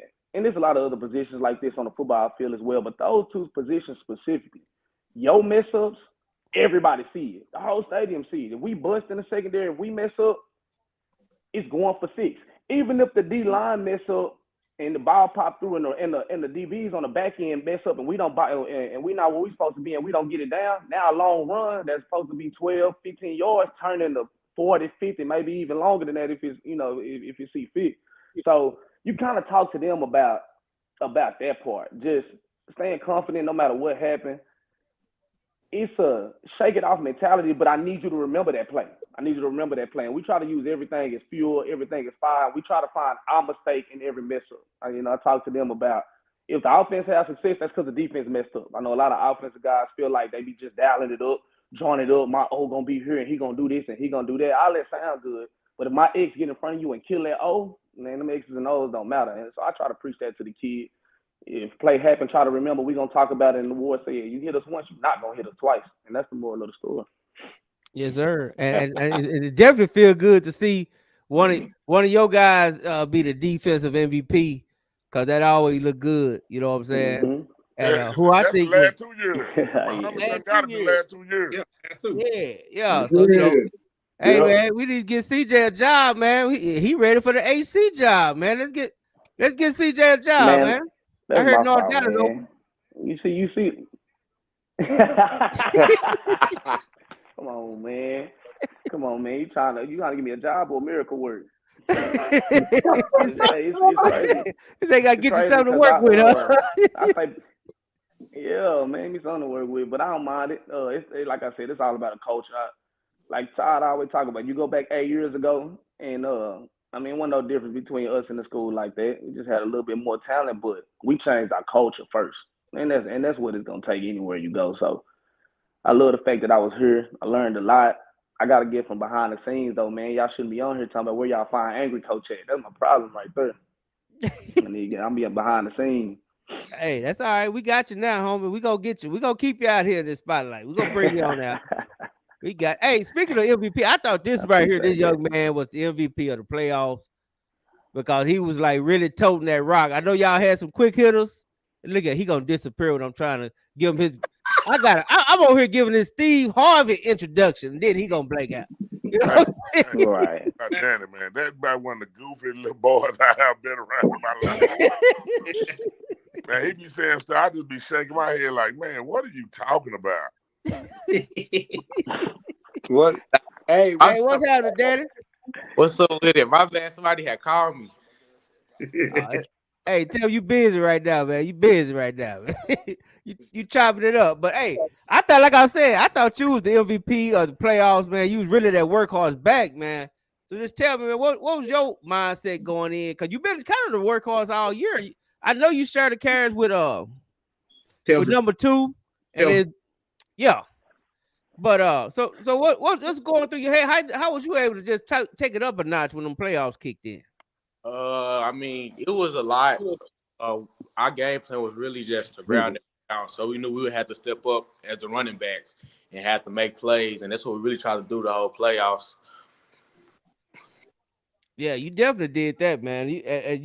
We was talking about being able to be that workhorse in the playoffs and be that and show, and you definitely showed that you could be that 20+ carry and carry the load, man. So I was definitely impressed with the playoff run, especially like that Melissa game.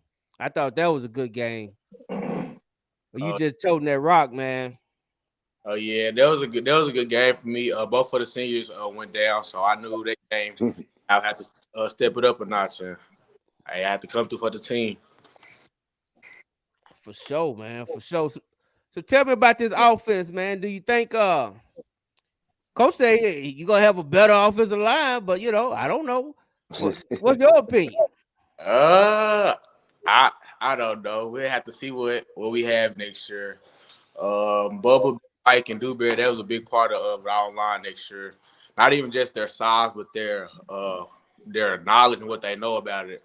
They know all the players, they know where they need to be, and just their leadership, coaching up the younger kids. So even if we do get some more guys, it depends on if they have their leadership. For sure, man. For sure. So tell me now, do you consider yourself a power back, or you one that can? Now, do you have that breakaway speed? Now, I ain't talking about breakaway, against Adamson and all them. I'm talking about true breakaway speed against cats that can catch you. Yeah. I mean, I ain't never got caught from behind. I mean, and yeah, I ain't never got caught from behind, and I'm really track at the time too. So it's not nothing too much to worry about. I used to coach Danny in track in the hurdles. Yeah, that was my hurdles back when I was yeah. little. I was Danny coach before he was ever at SOC. Yes, sir. Oh, okay. So if you get caught from behind, we can blame Brookins. Yeah. You're an elite back. I mean, in my eyes, you don't just do it against the cupcakes in the district. And let's be real, there are cupcakes in y'all district. We ain't sure that. You don't do it against them. You did it against Argyle. You did it against Melissa. You did it against Midlothian Heritage. You did it against teams that I've seen other running backs go up against and just be blanketed. And you did it against P&G. So shout out to you, man. Hey, you got a hell of a future ahead of you. Just stay humble, trust in God, and hey, man, the sky's the limit for you. Yes, sir. Just hey, I'm gonna tell y'all something funny. Danny a good kid, but boy, say man, he got a good family too. But hey, one game he hurt his knee, and he never knew what a meniscus was, and so the trainer told him meniscus, and like every day, that's all he was saying, like, "Coach, hey, something wrong with my meniscus." And it was like he was infatuated with the word. And then gradually he was like, "Nah, they said it ain't the meniscus no more, Coach. I got a contusion." I'm talking like he would just say this every day, and it got to the point where I used to tell him, I used to tell him, "Now you're not gonna practice today. You can get some mental reps, and I'm gonna hold you out, but just rest your body up though, because he was like our closer." But man, it's like he learned a new word, and man, he be saying that word every day. Hey, there's a big difference between that meniscus and contusion. So, and then what it turned into at the end, Danny? I had a thought contusion after.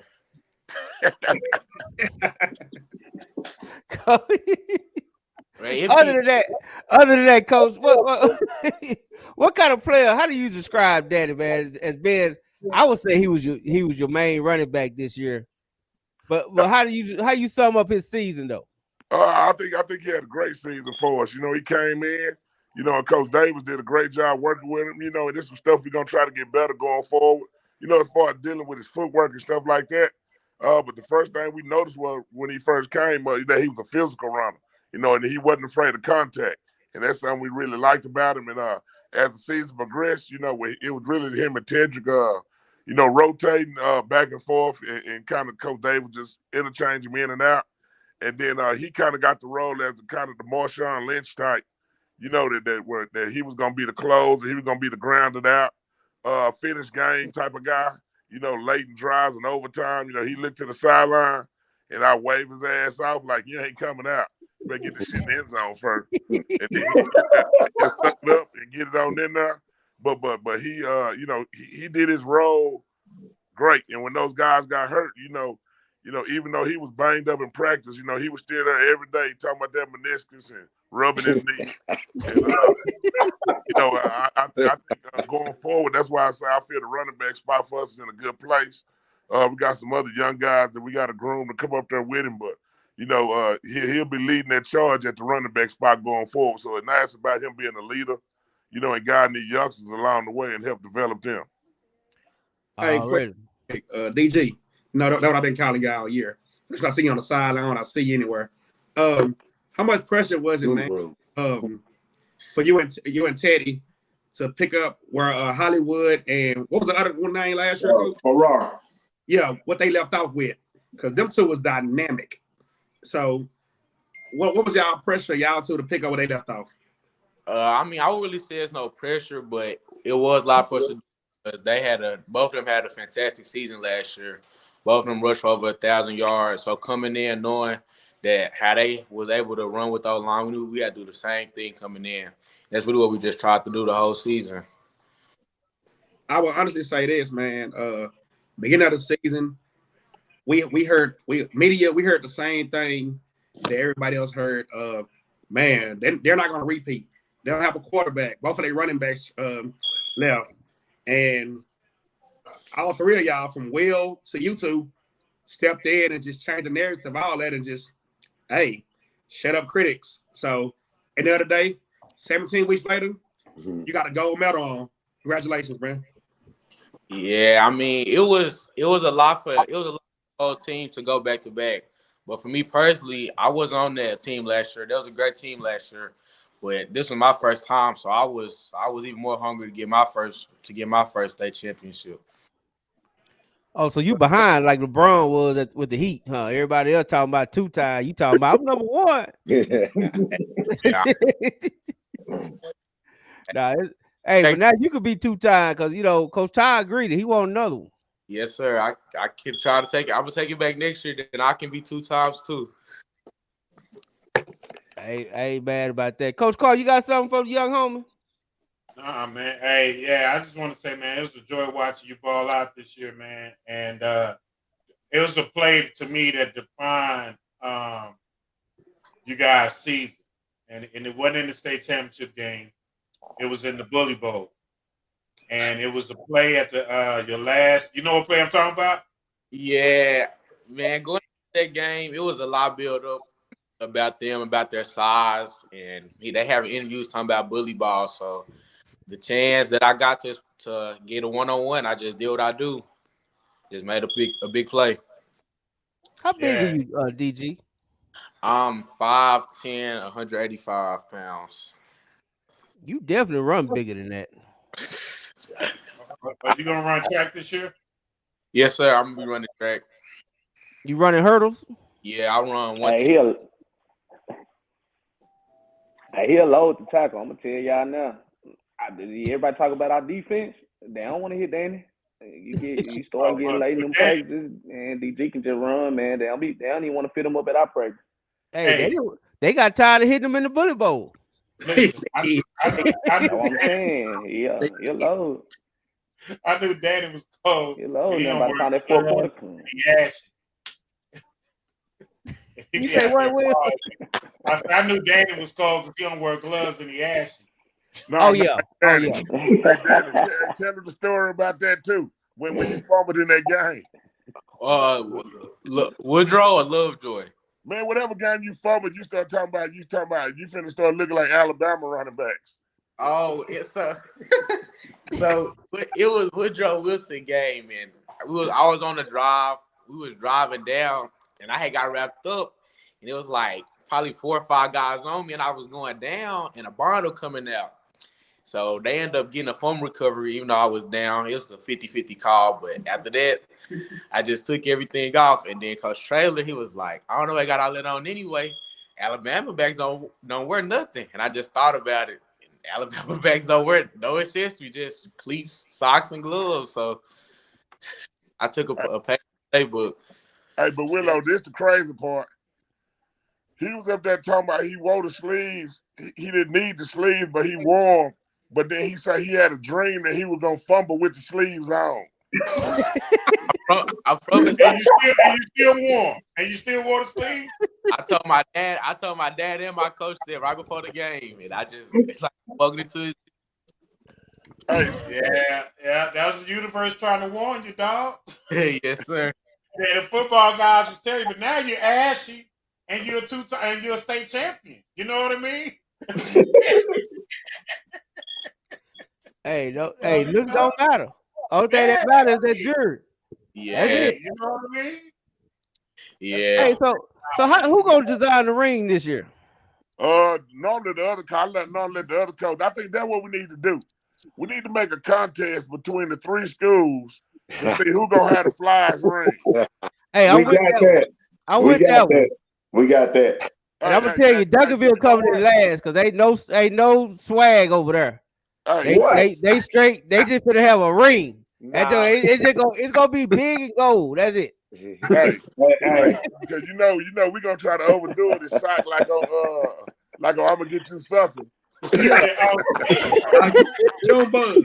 Yeah, hey, man, we gonna get this ring. Joe Bug. Hey, look, I'm alumni at Duncanville, so I'm gonna tell them to put Coach Sam face on there. I'm gonna have it looking like Rick Ross or something. Hey, Black wearing gold. A ring gonna be all gold. I'm gonna be honest. Diamond to say number 2 on. I'll be honest. You know DeSoto gonna do the food with it. You know DeSoto gonna do the gold ring, man. Hey, I know one person who can. Yeah. Nah, I'm talking about like for the mass production. Them gold rings be expensive, boy. Yeah, but Coach, we not talking about them, Coach. We talking about you.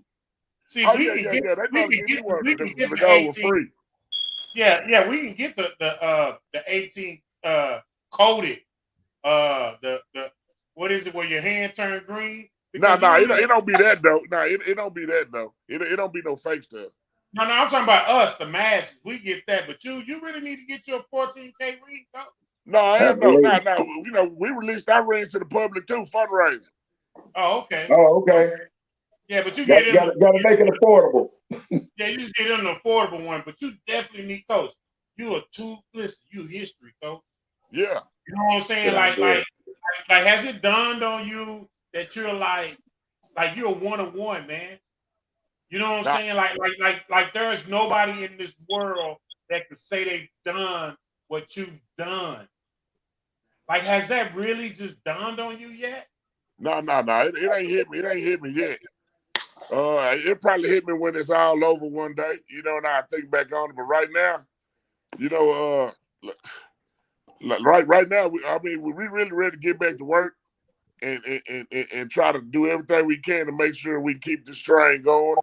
You know, like Duncanville have been to 5 state championships, you know, in all them years, you know, we trying to do it too. If you just get back, you got a chance to win it, you know, it's the key. Right. And, you know, hopefully, you know, the staff stay together. You know, some guys, you know, hopefully, I don't understand why Cedar Hill ain't call over there and ask me about none of my coaches. You know, I don't know what they're looking for. Maybe they're not looking for winners. Talk that talk. Hey, man, even a school like Plano, like I don't understand why ain't nobody ringing, blowing up some phones. You know, because I got some guys Yeah, you got some hitters over there. I don't know why nobody wants your hitters, man. Yeah, nah. They gonna want them. They Oh, just they don't want to want pay the price. They got to They pay want up. Yeah, they gotta pay. You know, you're gonna have to pay up, but at the same time, one thing I can say in soccer is everybody is extremely compensated in some shape, form, or fashion. Yeah, Because ain't no I doubt about know how that. important it is. Yeah, I think Peter Hill will be making some calls this week. They probably just waiting on the champions to be crowned.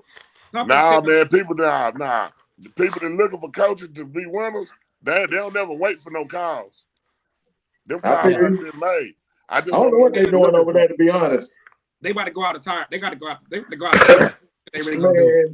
Hey, fellas, I came back in to say this. I was listening because the baby was crying.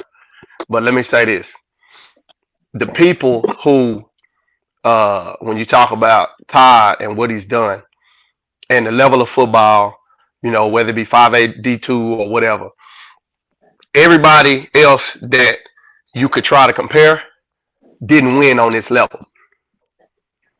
Sam didn't win on this level. I'm talking about a championship. Mathis didn't win at LBJ. I can go down the line. Todd Dodge didn't win at what was it? Newman Smith. Newman Smith. Yeah. When you get to the bigger programs with more resources, I understand, but it's a merit to that now. Ain't nobody else done this. Not one time, let alone twice. Cal, I Right. said that earlier too. Mm-hmm. I just got a question. See, that's why you my boy, bro. Todd, why them Carter dudes be hating on you so much, Todd? Yeah. Man, you know what? I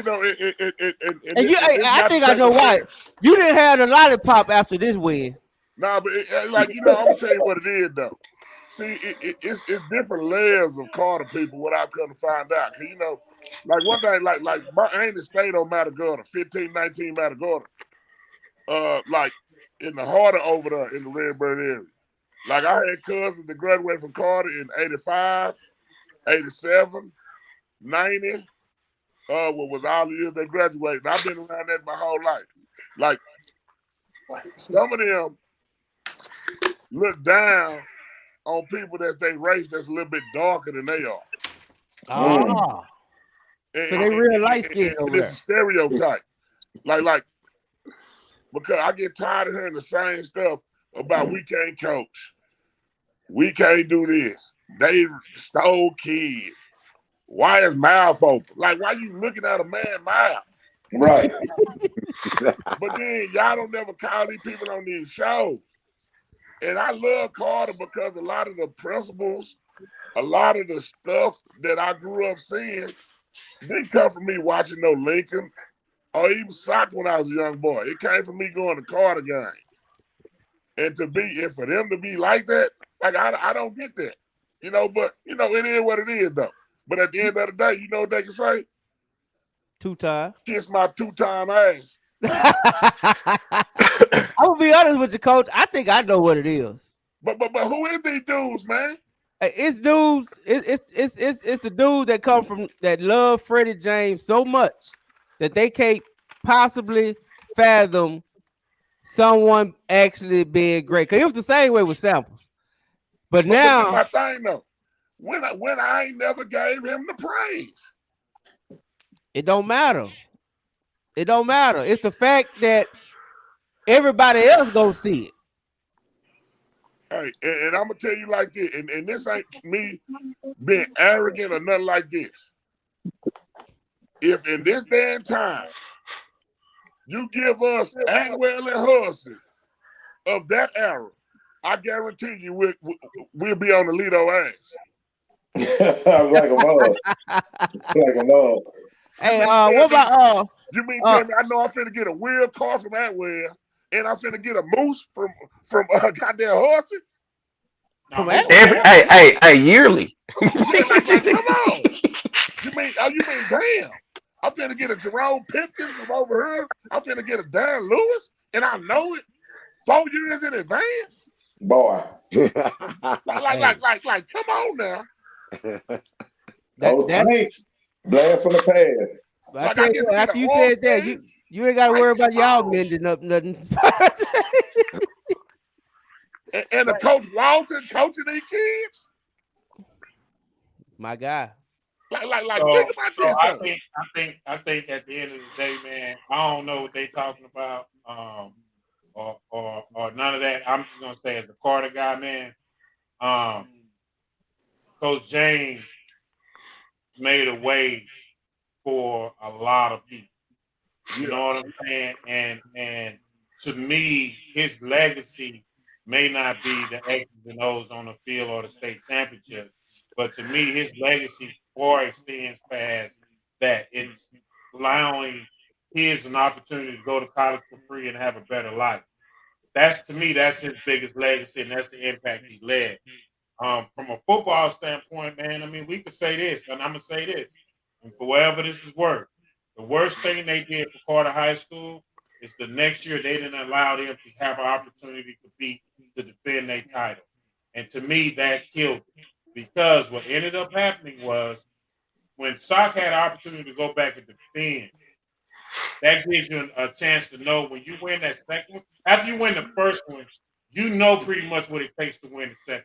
And yeah, you don't get everybody shot, but you know because you've been there. The problem with Carter is Carter never got the chance to compete for the second one because they didn't even get a chance to go to the playoffs. That year afterward, we made it all the way back to the semifinals. So I think that year before, had they had an opportunity, and Coach James had an opportunity to learn and build exactly what you're doing, that opportunity was taken from him. And I think that's where it kind of becomes a bittersweet moment because Coach James never had an opportunity to defend it, and I think that's the part that sucks. But for whatever reason, you did, and you won the second one. So I think he made the way possible for you. You know what I'm saying? And I think that's what people need to understand that it's all about growth. We want people to be better than us. Right? Isn't that what we live for? Isn't that our jobs to make people better than us, to leave this place better than what we found it, to motivate and encourage the next generation of great coaches? And so now, because of a Coach James, we have a Coach Sample, we have a Coach Matt, we have a Coach Todd. We got 3 state championships because of a Coach James, and everybody's going to refer back to that 89 team and 88 team at Carter. So they're still going to be mentioned with greatness, and I think that's what we need to embrace about this. It ain't about Coach James and Coach Todd. Well, so I think I guess because you ain't on social media as much, but it's been a lot of hate coming at Coach, and it's been coming from. But my thing, J Mac, from the cats that I know that my family knows, like Will, who actually played Robert Hall, they don't feel that way. The cats that I see saying it aren't the guys, the names that people say that were in the trenches. You know what I'm saying? And like Todd, when Todd said there's layers, because I went to Atwell too. You know, I grew up in Oak Cliff too. It's layers, and that has to do with who was actually on the field and who was the backup getting a scholarship because he was at Carter. You know what I'm saying? That there's a layer in that goes unspoken. Some of them cats that speaking on it might not have played as a player on the team, might not have played at all and just been a student. So it's a pride that they hold to it, but it's a lack of understanding. And it turns into hate for no reason. Because you like Todd say, I mean, we always paying homage. We got too many cats from too many different schools on the staff that are proud of where they from and where they learn. Like I feel about James Jones the same way Will. I was listening to Will talk about Freddie James. I feel exactly the same way about James Jones as a Kimball cat. You know what I'm saying? So we intentionally pay homage to them cats. You know, we gave James Jones' wife a medal last year at the spring game. You know, that's what we about. So for it to turn into, you know, the hate from this one isolated group is weird. You know what I'm saying? If anybody saw this is the ultimate homage, and this is why it baffles me. If anybody saw the walkout at the beginning of the state game, that was very Carter-esque. Like keep it 100. You know what I'm saying? That's paying homage. That's saying you with us all the way. Yes. Well, you know what the issue. I don't know what everybody else doing, Coach. I don't know, man. Like what I the said, issue is? you got to get out there and grind. If you want your program to be that way, get out there and grind for your program. You know what the issue is, Willow? It's basically that the media is icing Carter out. You know what I'm saying? Every time, I mean, I heard it all weekend long. The only state champions in DISD since 1950, and something else since 1958. They just completely ice them out, and that's why they're feeling that way. You know what I'm saying? But the thing be, I bring it up. Like, listen to every speech I ever made. Go listen when we was at the Hall of Fame thing last year. Right. I was like Willow. I was in the rain at UT Stadium when Robert Hall did the spin move and David Jones caught the pass with the tape around his thigh pad in the rain when Marcus Grant really dropped the ball. I went to every game. I was in Marshall when that Odell Beckham. I was at the combo when Tank them lost Highland Park. Like, that's what I'm saying. These cats can't argue with me over Carter. Heck, I really was that more than them. No doubt. But I think that's probably what it is, though. They just feeling a little slighted by the media, and not you, Todd, at all, but by the media, and that they're kind of blinded with that, you know, because I kind of felt their pain just from the fact that they never mention them when they're bringing up the champions or whatever in the city. But they do that ain't just Carter. They do the same thing when they talk about soccer basketball titles.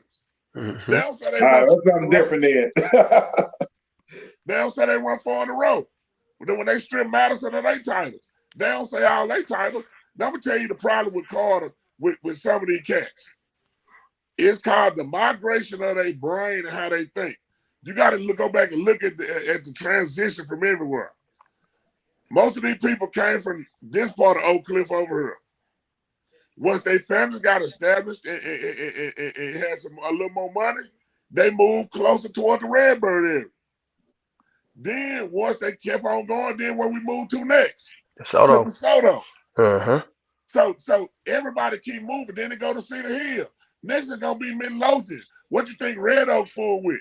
We never stayed where we really from, like some suburban areas.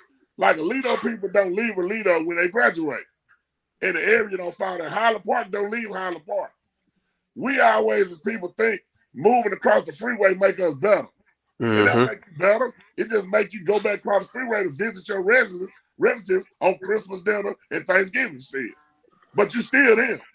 But a lot of you cats don't think they there. Like everything DeSoto is Carter. It's Roosevelt. It's Sox. It's Kimball. Like, look at this. Look what all their kids and daddies played at. Are you right? It's just because we as black folk, we move, and when we move, we try to look down on where we left. You're right. You're right. Because my dad took me from Roosevelt to Duncanville back in the late 80s. So you are 100% right. Like you gotta go look when DeSoto first started popping in the early 90s, where Stacey mentioned all them come from. Hey, Larry Allen. You know what? 2 times high. You saw right about that. With J-Mac. Hey, basically, and we didn't have no reason to move. We was over there in the Bar Harbors. Hell, we was in a nice neighborhood. Shit. Right. And we still moved. Yes. You was on the golf course. You on the golf course, still want to move. They can still move. We lived in a 5-bedroom house. We still move. Like I was in Robert Townsend in their backyard playing. The Towns was playing basketball right there next to the thing. I was locking them down the street. Like all these cats, Curtis Pruitt stayed on Matagorda, right down the street, my cousins. Yep. Like the Cedric Smith, straight right across the street. Hey. Even crazy, the Merrick them stayed down the street. Oh, that's a blast for the fans right there. You know that name right there. Yeah. Tony Hilberg over here. Like that's what I'm saying. It ain't them type of cats that I'm naming. It's them other cats. They're educated people from Carter. Because they think they smarter. And what we've done is taken all of that historic information and made people proud again to bring their kids back to where they're from. And that's where soccer it supersedes lines and all of that. Because now people who used to look down on it now trying to run back to bring their kids to it because all it took was some men from or Dallas, whatever neighborhood in Dallas or wherever, to take pride and go back and not be able to be bought. You know what I'm saying? By another high school. My goal was never to work at a suburban school. I never wanted to do that. Todd never wanted to do that. Spence never wanted to do that. CJ never wanted to do that. You can go. Trailer never wanted to do that. You go down the list. We ain't them cats who finna jump and apply for all them jobs. And everybody that know it, we so rooted. Everybody that know us know that. And we open and we honest. Everybody know my price. Everybody know I ain't going to no high school because y'all can't afford me. Now, if a college come give me some life-changing money, I gotta go handle some business real quick. I'll be back real quick. Everybody know that. That ain't never been no secret. But that's a style full of cats. So now you looking at it, and I've been seeing a lot of the comments. J Mac, you posted one about the open enrollment, homegrown. Well, what's homegrown? Is it when did the kid go to the feeder pattern in 4th grade? Because that's really, to me, that's homegrown. And 4th grade is where it starts to me. And then if you go around the state, if somebody's competing, I guarantee they got a bunch of players that didn't stay there in 4th grade. That wasn't in the feeder pattern. So what is homegrown? I'm talking about white, black, brown, whatever. So that's where all of it gets sticky. You know what I'm saying? Because everybody, that applies to everybody. People trying to game the rules and mad when the Rabbit got the gun and the Southside winning all these titles. Now it's all these questions about how the UIL allows this, allows that. Now everybody crying wolf after they lose. You know what I'm saying? Now after they lose, North Shore get just as many transfers as everybody else. But when Duncanville win, it's now that you start seeing them comments pop up. Come on, man. Yeah. Hey, they went in, and this was a coach. This was a Harker Heights coach. Yeah, I saw that. That was wild. Went in on DeSoto, and I'm like, dude, the last thing I ever want to hear people do is say stuff like that after you got your ass whooped. Yeah. Hey, but I'm gonna tell you. Listen, man. At the end of the day, don't get mad because you're getting out work. Period. Like you cannot get mad if somebody's outworking you. Period. Like if you want to change that situation, then change the way you move, change the way you work. You know what I'm saying? Like to me, man, when they allow kids to make some decisions that they used to didn't have, then it's up to you to go make sure that you build a place they want to be a part of. That's the bottom line. And if you can't do that, you can't get mad. And if your coach is lazy and don't want to get out there and go grind, that's on him. But it's cultural differences, Will. That's the thing. That's what I'm saying. Like, mm-hmm. like that's part of building your culture. Your culture is that, right? Yeah. So if we're saying I'm not talking about football culture. I'm talking about black culture and white culture. When you're talking about the building relationships, that's a part of being a black coach, a black inner city area coach that had those relationships. The old regime in Texas high school football is you are my kid because you go to my school and you can't go nowhere else no matter what I do or how I treat you. Yeah. So that person wants everybody to be of that mindset. It's two totally different cultures. You know what I'm saying? Now, on the flip side, if I get a transfer in from South Oak Cliff or Lancaster or South Dallas, well, he was just moving to a better situation. It's understandable. But it's different when a kid moves from Hebron to Lancaster. Now it's a question of, well, that shouldn't be able to. You see what I'm saying? It's cultural different. It's the same way the world works. It's just within our profession. You know what I'm saying? And it's gonna be an issue as long as we win it. And it ain't finna, I don't think it's finna stop because I think the gap has closed tremendously from a program perspective. It ain't necessarily just the X's and O's of coaching, but I think just the access to information, the access to quality coaches we're getting now. And I'm talking about all of us on our side. Because athletes haven't changed. Everybody can talk like it's athletes. You know what I'm saying? DeSoto done had the same caliber athlete for the last 25, 30, 40 years. You know what I'm saying? Duncanville had the same athletes they had when, what's his name? Dykes before Samples? When Dykes was 1 for 2 for 3 for. They had athletes. I knew a bunch of them kids. You know what I'm saying? It didn't change, but what he didn't have was relationships. You know?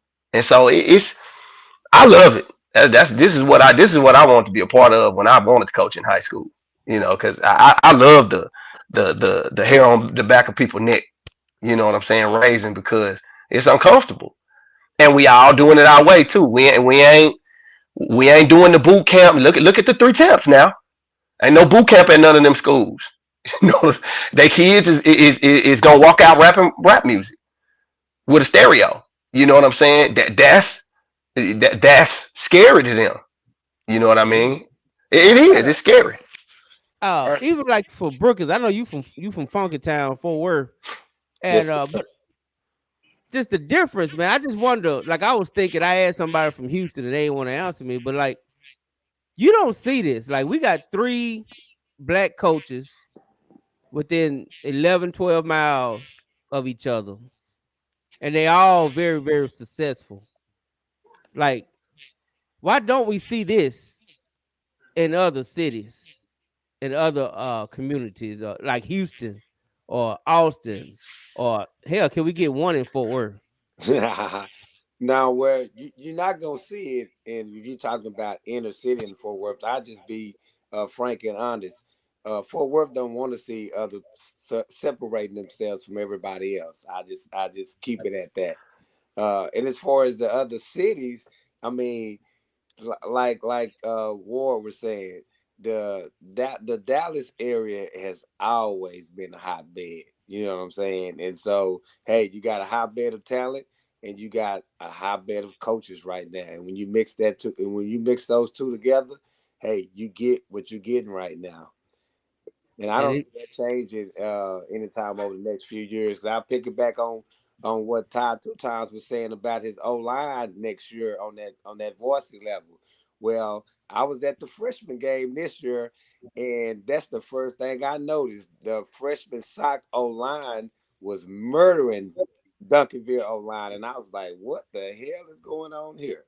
So I believe him on that. Hey, that train is not going to stop anytime soon over there at sock. Brooke, I got a question. What do you? Because I don't know much about Fort Worth. I only started paying attention really when we started playing Alito. But do you think something got? Do you think it plays a part that they're just now getting into the black coach wave at Crowley, North Crowley, Everman? You know, because our schools black coaches. You know, Mathis was the first at DeSoto. You know, was Samples the first at Duncanville? I think he was. Coach, I think. Yeah, I think he was. Okay. Yeah, so we a good 10, 15 years ahead of y'all when it comes to that. And you right on that. And the migration of a lot of the blacks from the inner city to those more suburban as well. So I guess we were lacking the resources at that time. Yeah. Okay. You know, it's a lot of talent in Fort Worth. I had an opportunity to watch youth football in Fort Worth, and I kept saying, like, my God, like the amount of talent that's out here, it is unreal. Like these guys, like we was talking about Jeremiah, the 12-year-old. I saw him at 10. You know what I mean? They got another one, Aiden. They got another one that's older than Jeremiah, Jeremy. You know what I mean? Like they have, you know what I'm talking about, right? Like they have real talent in Fort Worth, and I just always said that if they could get those kids to stay into that inner city, because what you said about Fort Worth now, that was what people said about DISD. Yeah. Mm-hmm.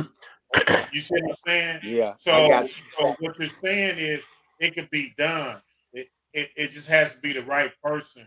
Yeah. To do it, if that makes any sense. Yeah. They need to get them a 2-time. They need to get them. No, they need to get them a big meat. Yeah, they need to get big meats. Big meats or freeway ward. But that's what I'm saying. That's what I'm saying too. And you got to start looking at the administrations. Like, what people don't realize, like, me and Dr. Johnson go back to Lincoln when we went to state. Like, he was the one coming around back in 2004, like, Coach Sam, I'm finna get all your coaches subs because these people y'all going against, they ain't teaching no class right now. I'm gonna get y'all the sub. We're gonna rotate it by day, offense and defense, so y'all can get the extra time y'all need to get stuff done. Now he is socked. He done gave me everything I ever asked for. And he don't never bother me. Like he ain't coming down when he on the sideline. He chewing sunflower seeds and he like a big ass fan And fussing at the refs. and fussing at the refs. But I'm saying, but that type of support, and he allowed people to make everything fit how we need it. Now you look at Duncanville. Where they principal come from? Yep, inner city. I remember he was coaching the Spruce. Yep. Hey, Ty, I'm gonna jump in. Funny story about Mike McDonald. We were in a barbershop. This was, I want to say, my second, third year at SOC. Will, he gave a long lecture about how we need to work. We need to try to work our way up to get into them suburbs because we was never gonna be able to do it. We was never gonna be able to do it in the inner city. We just wasn't gonna have the support. Now at this time, I didn't know he went to Belt, right? I don't know where he went to school. Yeah, I think. From Spruce. Yeah, I think he went to Veld. I think. Yeah, he went to And Veld. I didn't know that at the time. So anyway, when we won, I saw him at the Dunkerville DeSoto girls basketball game last year. Oh, I gave it to him so unprofessional as a high level administrator. I ran up on him. I hadn't seen him since. Wow. Yeah. Hey, hold on. Hey, Danny. Yeah, Daddy, you can go, boy. Go home. Go to bed. Yeah, man. Hey, man, we gonna holler at you, man. Get that. You still sitting there for? Hey, but that's how he is, though. Like he'll just sit there, don't know he's supposed to get off the screen. Hey, but he a great kid. Hey, but then where the Soto principal just come from? Hey, get to work, Daddy. We'll see you this off season, homie. Hey, yes, sir. Thank y'all for having me. Yes, sir. Yes, sir. Hey, where the Soto principal just come from? He was at Hutch. Oh, that might be. I didn't know that. Yeah, you know. And the principal before him was at SOC when I first got there. But and then like keep digging deeper. Well, who at Cedar Hill? Jackson's still at DeSoto, but he was assistant principal at Skyline. Yeah. And so what I'm saying was, and that's why I be talking about when you really talk about Duncanville and DeSoto, it's really just a migration of Dallas. Yep. Like it's the same people. Yeah. It's just your cousins on the other side of the freeway. Like you got Coach Samp over there. Well, where the hell he come from?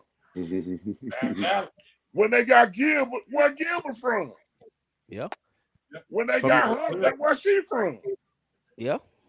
When they got Fern Douglas to win championship basketball, where he from?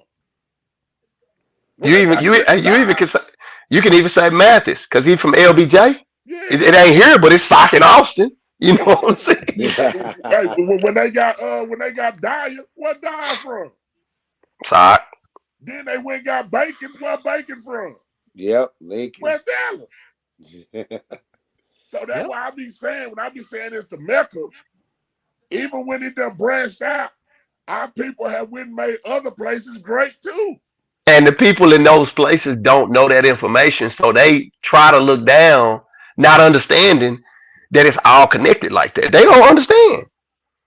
Yeah, that's why I'll be intimidated by Cole Humphrey. I'll be like, you came out Lincoln in '76, you just like me. You a tiger. I ain't intimidated. Hey. You know what I'm saying? So that's why I be talking about we got some great people that came out of DISD. Shit.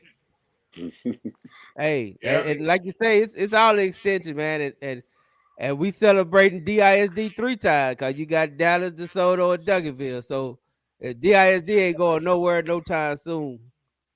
Now you know I ain't used to know that triple D shit, man. I never knew it because Dallas had 3 Ds for that shit. I thought it was like hood people just meant Dallas, Duncanville, and DeSoto. But ain't it ironic that they all one state at the same time? That's it. Hey, real talk. And I didn't know what triple D mean either. That's why I ain't hardly ever say it. Because I didn't know what the hell I was saying. Yeah, me neither. I ain't know what, you know, them young cat triple D. I like, what the hell is that?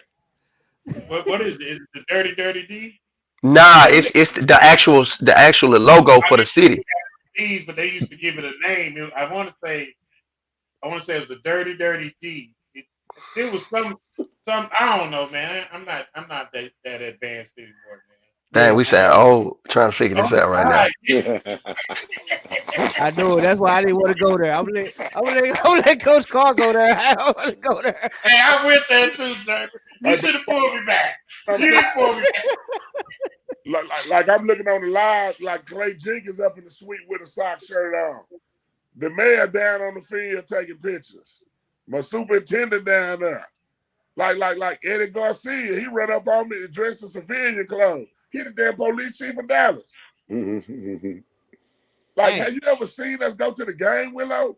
Like, ain't nobody ever went to the game like we go to the game. No. Like, it be And 30 police cars. Yeah. Like, they step down the freeway, you think like, damn Obama in Dallas. Yeah, that trip to that Crowley Stadium was wild. I normally the police last year they fell off pretty much when we got outside the city limits. They blocked everything all the way to Crowley. We was the only car on the freeway. Hey man, I'm gonna say $30, this. $30 Dallas. That's what Triple D stands for. I have heard that before. Okay, that's what it is. All right, so that North Crowley, man, that North Crowley experience had to be an amazing experience. Not just the trip. Now you're talking about the trip, but the overall game itself, the atmosphere, the fog, the game, like that was to me my best experience. Like I would say, the game that I really enjoyed the most had to be that game. Well, I'm gonna tell you, it ain't nothing like, as a defensive cat, at least as an inner city defensive cat, it ain't nothing like going against white folks who have been really, really good on offense for a long time and shutting their ass out. Ain't nothing like it. Because we talk about that gap again. You know what I'm saying? It's a demand for respect every time. Right. You know, and that's what made that game for me. Like you said, the fog and all of that. But that 6 points, yeah. I know that hurt. Yeah. And we got the resources. Like a lot of people don't know. I was down there at the Pro Bowl last year when you were coaching the goddamn the Pro Bowl defensive line. You know what I'm saying? Yeah. Like I was down there, I just talked to Orr. I'm finna hook up with Orr. I'm trying to find out what's the latest NFL stuff for linebackers. You know, when he gets some time. You know, he down there coaching. You know, Ward communicate with every damn body. He do. Ward know everybody. Yeah, Ward do. He know every damn body. Oh, friendly ass. Oh, friendly ass. Hey, Coach Borner said that he just got out the movies. Yeah, nah, that mean he didn't get the okay. Tell him he ain't fooling nobody. Yeah, Tell Will Smith Wednesday night then. Tell Will Smith Wednesday night. I'm gonna tell him that. Nah, he know it's called Check With Me.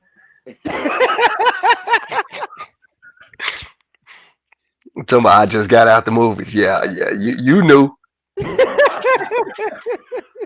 Y'all gonna get up. Y'all leave Ray alone, man. Hey, you know what crazy? I coach Ray. So is it cool? Is it cool? That's crazy, ain't it? Yeah. I coached with Ray my first 2 years at Lincoln. No, he said cool. He said cool Wednesday night. Hey, Sam. Man, they said they want me to come in. They said they want me to come on, man. They talking noise. Sam. You know what? I don't want me a state championship. You go talk your shit right now. All right, come out.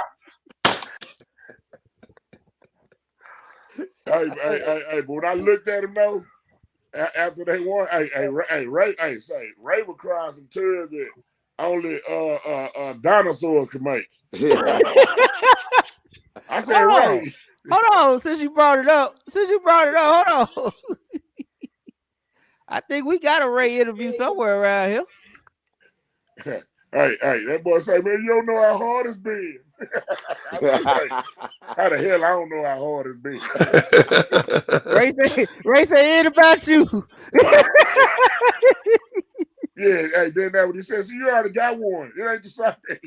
Hey, hold on, check it out. Coach Brown, how's it feel, baby? It's been so much work put into getting this state championship. Y'all don't even know. Man, we work our ass off all year long. Summertime, wintertime, springtime. It ain't no stop, bro. And then we finally got it, man. Y'all don't even understand, dog. I've been with Seth since I was in high school, and we finally got it. On my back, too. Yes, sir. On all our backs. On your back, sir. Yes, sir. Good job. Good job, baby. Hey, we're going to talk to you after the season. It's going down. Yes, sir.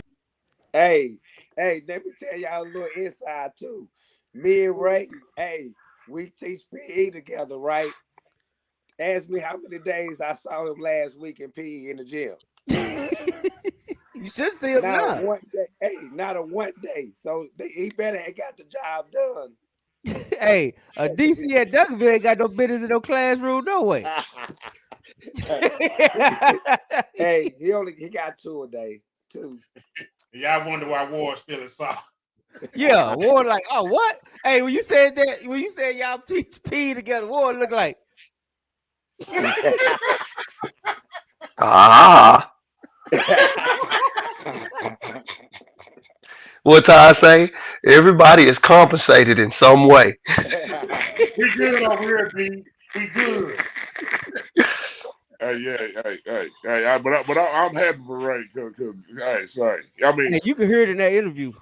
Yeah. Now you can't, for a lot of them cats like Garrett, that's my boy too. Shit, he got him too now. He won one at DeSoto. He say he the only coach, the only black coach to win a championship at DeSoto and Duncanville. Hey, you know what? That's crazy. Peterman got him one too. Uh-huh. I hit Pete up too earlier that week. Shit. Peter was kicking it, man. Peter was saying he had to get out of White Settlement. He got to go where he got to go where the covers ain't so bad. Yeah, but that was good for all them cats, man. Now everybody can sit around and talk shit about winning state. That's the beautiful part now. You know what I'm saying? Now when you talk shit, it's on an even field, but you're still talking. Yeah. Well, it ain't quite even yet. So far. I'm saying they even it up with each other. But I mean, it's still one that liberated the black folks first. So okay then. Okay, Todd, since you went there, we gotta go there. So hey, we had to be the first person to put that foot on that hot coal. so at the dinner table with all the coaches, who getting a big piece of chicken, Todd? I don't even want the chicken. I just want everybody to be at the table and acknowledge. Well, who's saying the grace? Who's sitting at the front? I ain't much on prayer neither sometimes, so I just want to be in the room, man. Like that's what it's about. I just want to be in the room. Like that's what I asked out-of-state champion. When we won last year, I said, "Go read, can I sit with you now?" He said, "Hey, yeah, Ty, you in there?"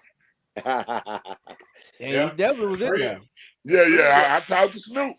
I say, Snoop. He say, Ty, you in there? Yeah. I talked to the cast inside. The old player, Marlon Cannon, he came up and hollered at me. Shit.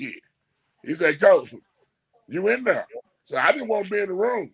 Do you got a key to the city yet? Have they gave you a key to the city, Todd? Yeah, we got that last year, man. I'll show it to you right quick. Hold on, man. It's over. Yeah, I gotta see the key. It's on my granddaddy on wall.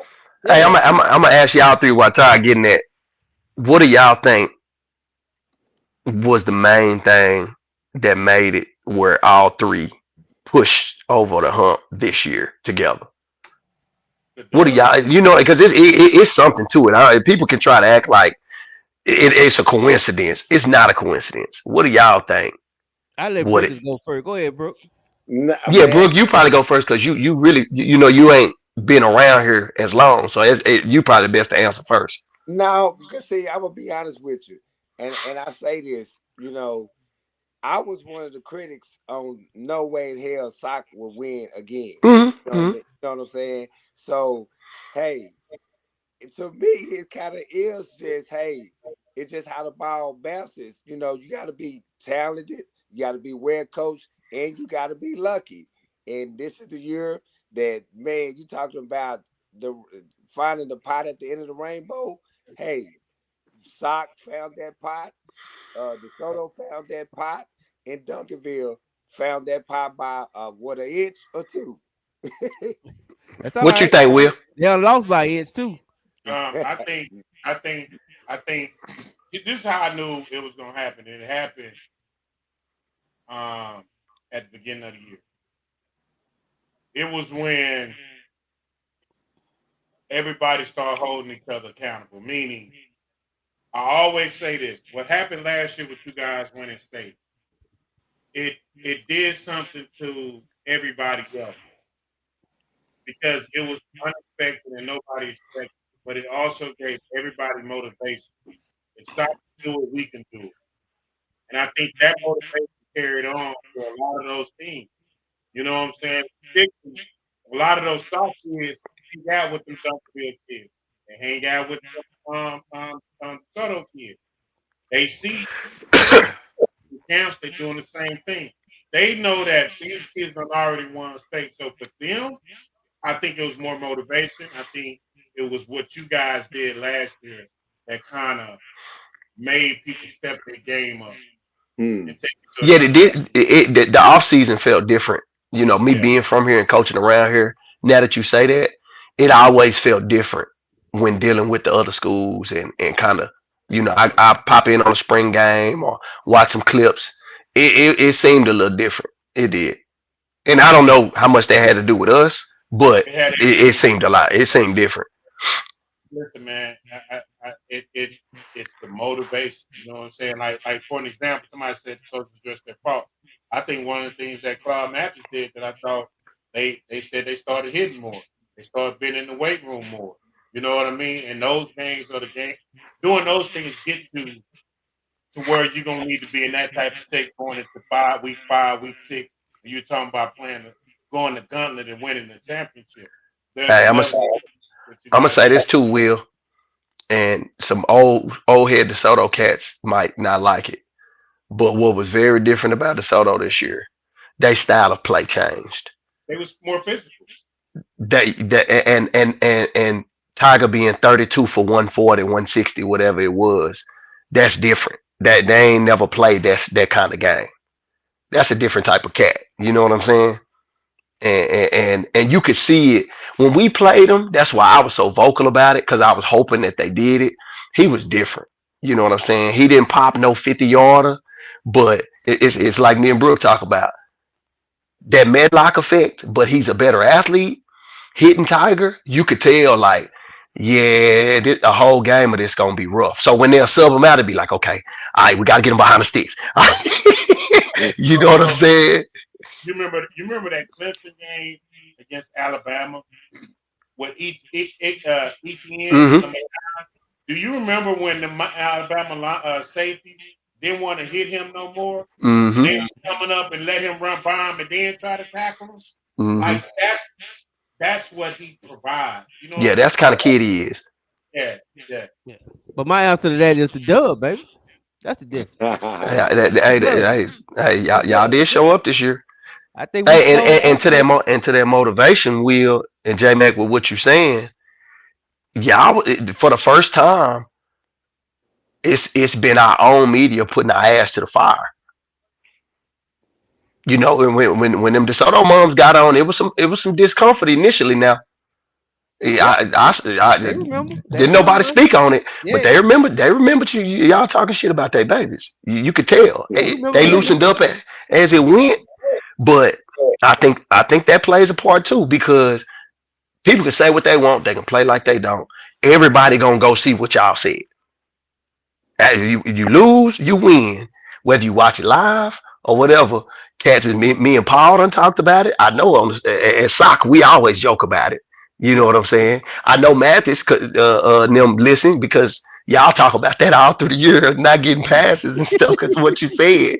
You know what I'm saying? Hey, shout out to Coach Matthews, man. He Yeah, made that he came emphasize through. the He came through championship. when it mattered. You know Yeah. what I'm saying? But you know what? You're right. And I had I think coaches that tell plays a me, part too.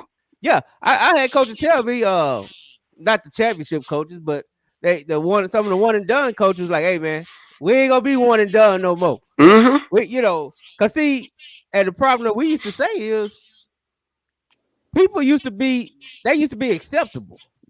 We Mm-hmm. made the playoffs. Yeah. You know what I'm saying? Yeah, y'all making fun of Jack at Seagerville, Bam at Kimball right now for not winning a playoff game. Like y'all ain't got no mercy now. Y'all don't care. Courtney Allen lost to Wiley, the worst team ever assembled that made it to the second round of the playoffs. Courtney Allen lost to a team that, and I told him, man, your JV should have beat them. Man, what y'all talking about now?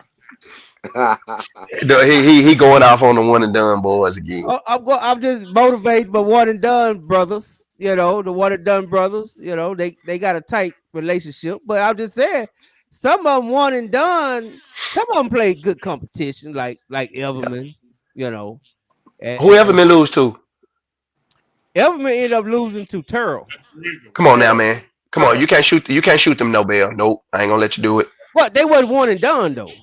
They lost. Okay. You said good competition. No, Mesquite lost to Wiley, bro. Yeah, it's tough.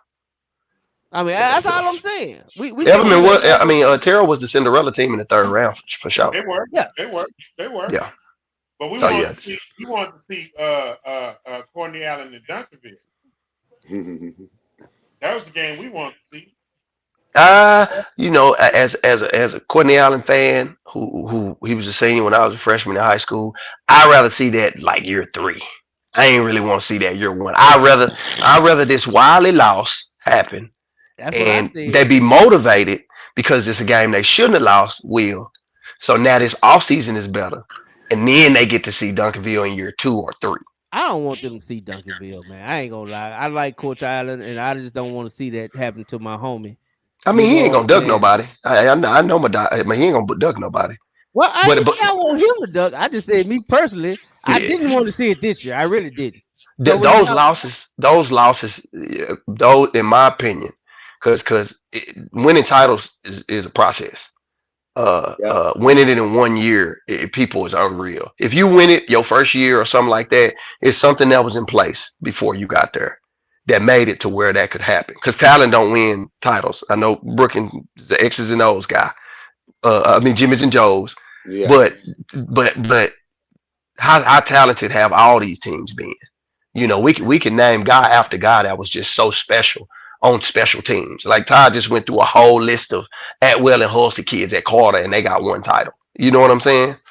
And that's when that process hits, losing those games to people that across the board you feel like you should have beat. Those are the moments when the programs grow so much more. You know what I'm saying? Frisco lost. We lost to Frisco 2 years in a row. The first, that 18-0 year, I mean, that 18-0 year was the worst feeling I've ever had as a coach. And it ain't never been like that. Now, we gave up 140 total yards on defense. And they scored 11 points on us. And it was all off of turnovers. And as a person who always puts it on me, we should have done more. That's the first and only time in my career where it's like I was helpless. Like it's nothing you could do about it. And but it changed. It coming off of, like we talking about. If Courtney Allen didn't play Duncanville, let's say Duncanville come out and don't play the best game and they play them tight. When you ain't ready, it sets you back as a program. But losing to a team like Wiley that you feel like you should have beat, it makes you go look in the mirror. You know, it makes the good staffs and programs look in the mirror and say, okay, what can I do to be better? What are we not doing right? What fat do we need to cut? You know what I'm saying? It makes you go have those hard conversations. And without the Frisco losses, I tell you right now, we ain't where we are. Right. If we go and lose to Alito 3 years in a row, we probably lose to them again. Because you see what I'm saying? It's just different. I said the same thing with Lancaster, with the Lancaster loss. Oh yeah, I told Paul that yesterday. Yeah, a tough loss will always get you right. You know, it should if you got. As long as you look in the mirror, you know, it's when you blame kids, or I say, man, Brookins was stretching him too much and he pulled up, so now we ain't have our top play cat and blah blah blah blah. Yeah. When you do that, you're not gonna improve. When you look in the mirror and say, what did I do or what didn't I do? That's when it jumps. And like, yeah, Lancaster, I know they hurt more than anybody. Paul, he told me yesterday, I feel like I messed that up. Like we messed that up. because it should have been all of us. So they left out right now. You know what I'm saying? Yeah. If that ain't motivation, shoot, they gonna work their ass off this offseason. Oh, and he told me that, and I told him I'm gonna be there. Well, we gonna be Oh there. yeah. We gonna always push you. We gonna always apply pressure, and we gonna always motivate you because that's what I do. That's what we do to the one we want to see succeed. Right? Yeah. Can't get no passes. What that key at? Coach 2-time. It's on the wire. I showed it to you, man. Matter of fact, I get you one, man. I call the mayor, man. Get you one too. I'm just saying, man. You and Michael Vick got the same key. I mean, what is to unlock the same doors? Nah, you know what? I found out it's just a key, but there ain't unlocking shit. It's just all cosmetic. That's crazy. That's crazy. So what you think? What? Hey, ask Coach Todd that question. Did you ask Coach Todd that Oh question? no, Todd didn't get the answer. Todd, what do you think? And it's good because you didn't. I don't think you heard the other responses. What you think the key ingredient it was to all three winning in the same year? Because in the year, a lot of people take it. A lot of people take it as luck or just right time, right place. What do you think it was a catalyst that made that happen at the same time now? Just Something more than others, I I know guess. when one like if one person do it, I think it applies pressure to other places that got the same ability to do it too. I think it not so much it apply pressure, but it just makes me like, hell no, we ain't finna get left behind. I think that's one thing, and then I think matchups is good too.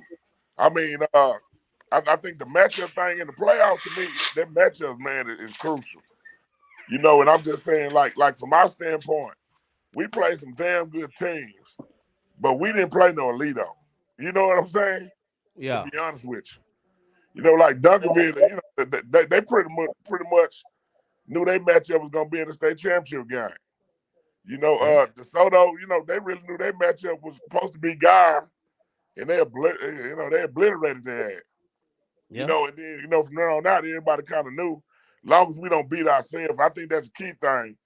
None of us beat ourselves. And I think in the past, a lot of losses is because we've beaten ourselves and done something that hurt ourselves and kept us from winning. It wasn't so much what the other team did. Because, this Duncanville game was no different from the other ones. It's just a different team came out on top this year. But it still went to the wire. It was still a hell of a game. You still had injuries on one side. All the same excuses that anybody could use was still there this game. But it's just a different team war. The ball was just inches short. And I think in the playoffs, man, especially playing longevity ball, it's a game of inches, man. Like that fumble against Alito. We don't get that fumble, then we ain't sitting there 2-time champs. Duncanville, it came down to a game of inches. DeSoto, they pretty much kind of had their way with it.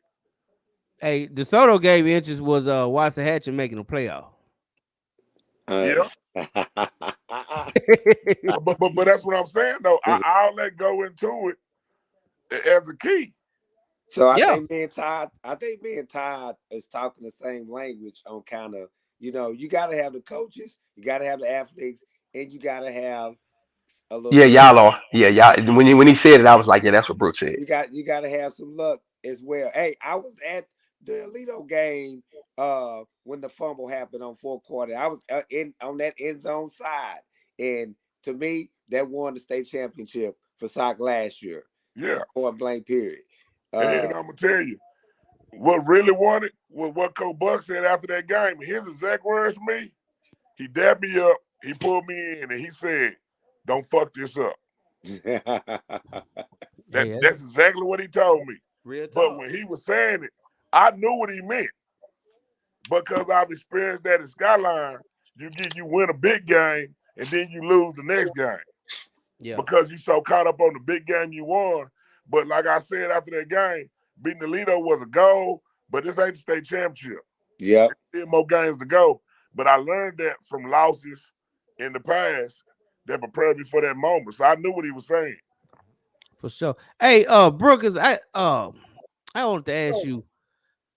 Samples, when we got that Thanksgiving Day interview, he said that this team is different. He just said it's different. He said it feels different and all that. I'm just wondering, since you was there last year, this year, been around that team, did you feel like that? Did you feel this year was just different? I did feel like this year was different, and again, like I started out, I'm not a paid member of the football staff. Actually, we do have our part, and we there at every game, and we're in the locker rooms. But I will say this: that loss, and I was in that locker room last year after the North Shore loss, and I heard the speech that Coach Sample gave, and it blew my mind away that he was even able to talk to those guys.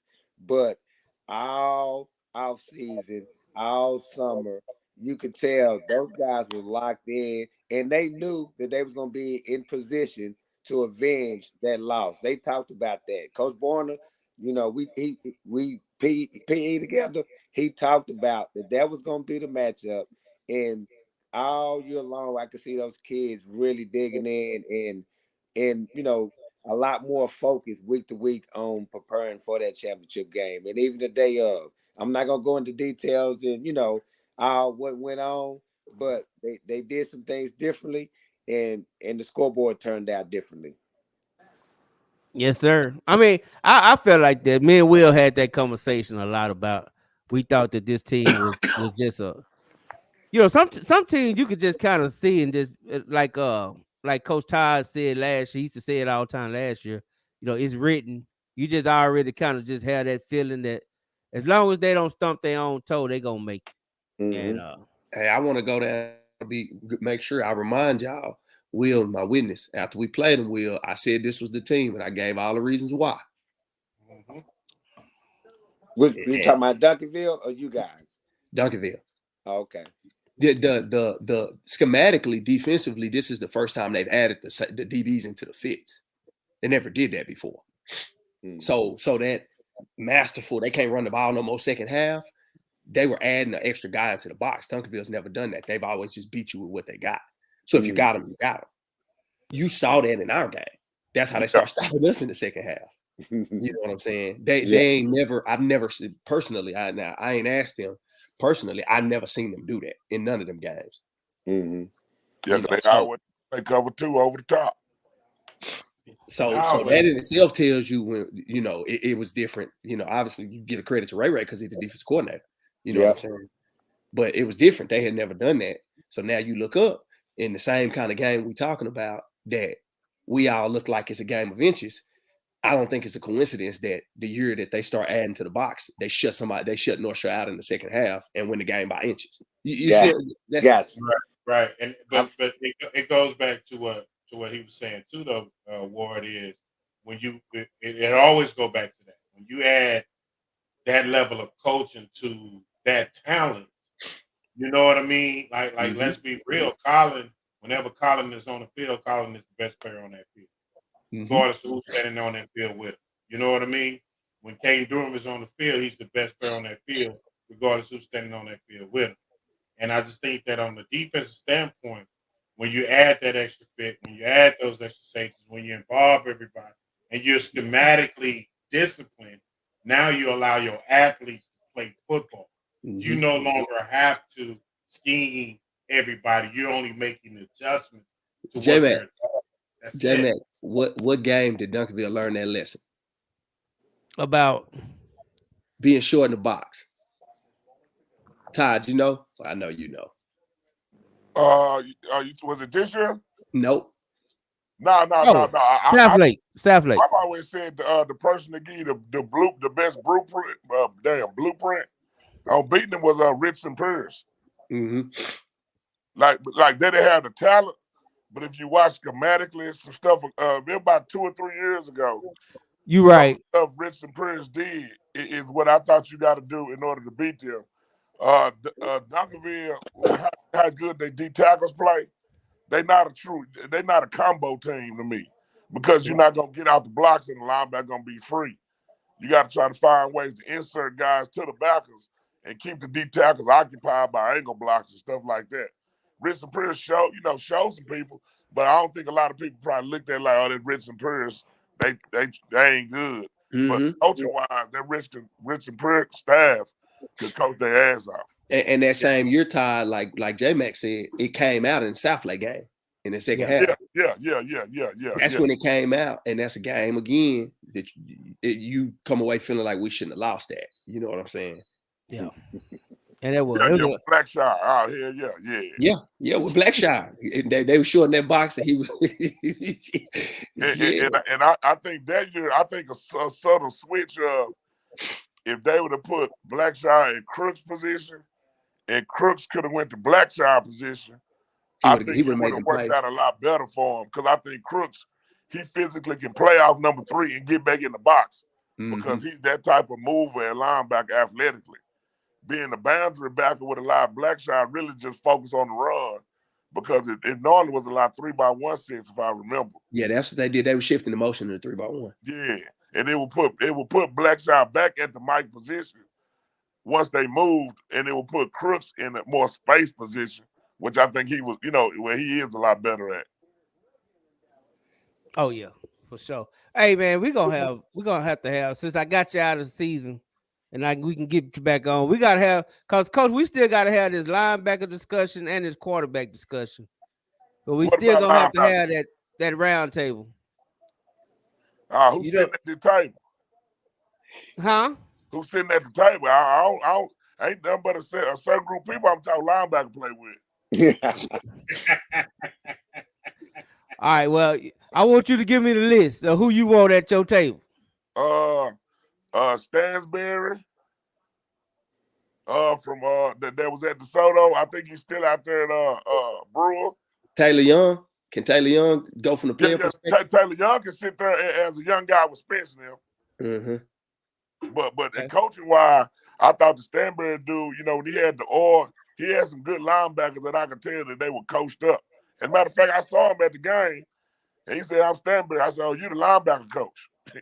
He's like, "Yeah," because I watch for that type of stuff. Okay. Well, we're gonna get somebody you can talk to, because I don't want you not talking.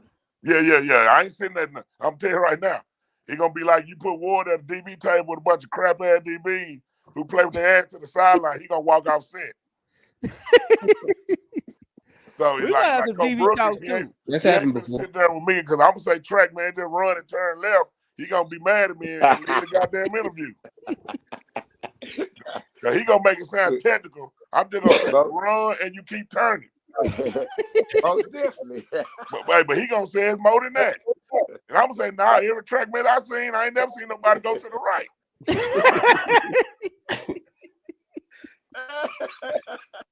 Well, we definitely gonna get it going, man. We finna end this one. But I appreciate you, Coach. Congratulations, 2-time, one more time. Two-time Ward. And Coach Brooker, you 1 time. Hey, cool. Yeah, Brooks, I'm critiquing every meet. I don't care about no injuries. I don't care about nobody got tight, cramping, nothing. I'm getting on the internet on NFHS. If it's too cold and I'm watching and I'm getting whatever, I'm talking crazy. Who is that? Goddamn Keisha nephew. Shit, what's that boy name? He should be a sophomore. He's fast. Listen, track season does not start until district. So Nah. He been working out with you. Nah, this dude been working with you. Damn, his mama name Pleasure. No, Precious. Precious. Oh, okay. You know what I'm talking about? Yeah. Yeah. So I'm watching your ass because now I got personal investment over there. Yeah. We're gonna watch and if you get me to come out in the cold morning, y'all better dominate. I mean, I'm gonna heckle you. All right. I ain't coming out till y'all run a 39.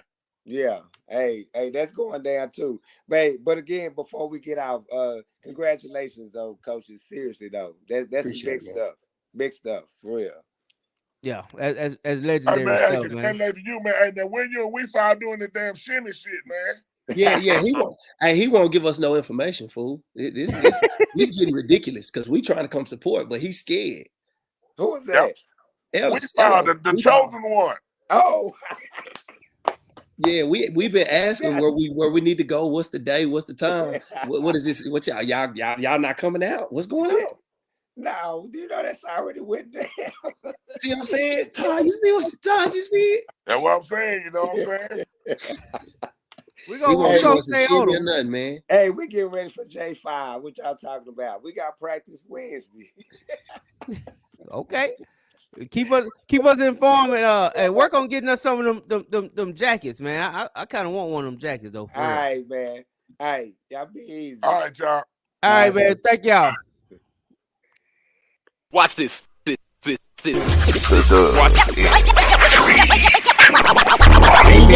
Football talk is a big hit. Sunday nights to Wednesday nights, we striking a match cause we lit. Y'all know the name, we call it the Dub. On Friday nights, it feel like a club. Getting that VIP treatment on the sideline, they showing us love. Great interviews, go hugs, putting in work, go rub. Texas youth and high school talking to page on Facebook, hold up.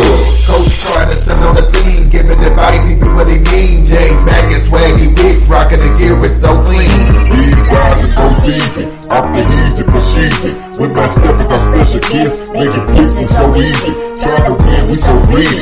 All our fans are so needy, cause they need to hear them talk about that club. We do it for the dub. We do it for the dub. We do it for the dub.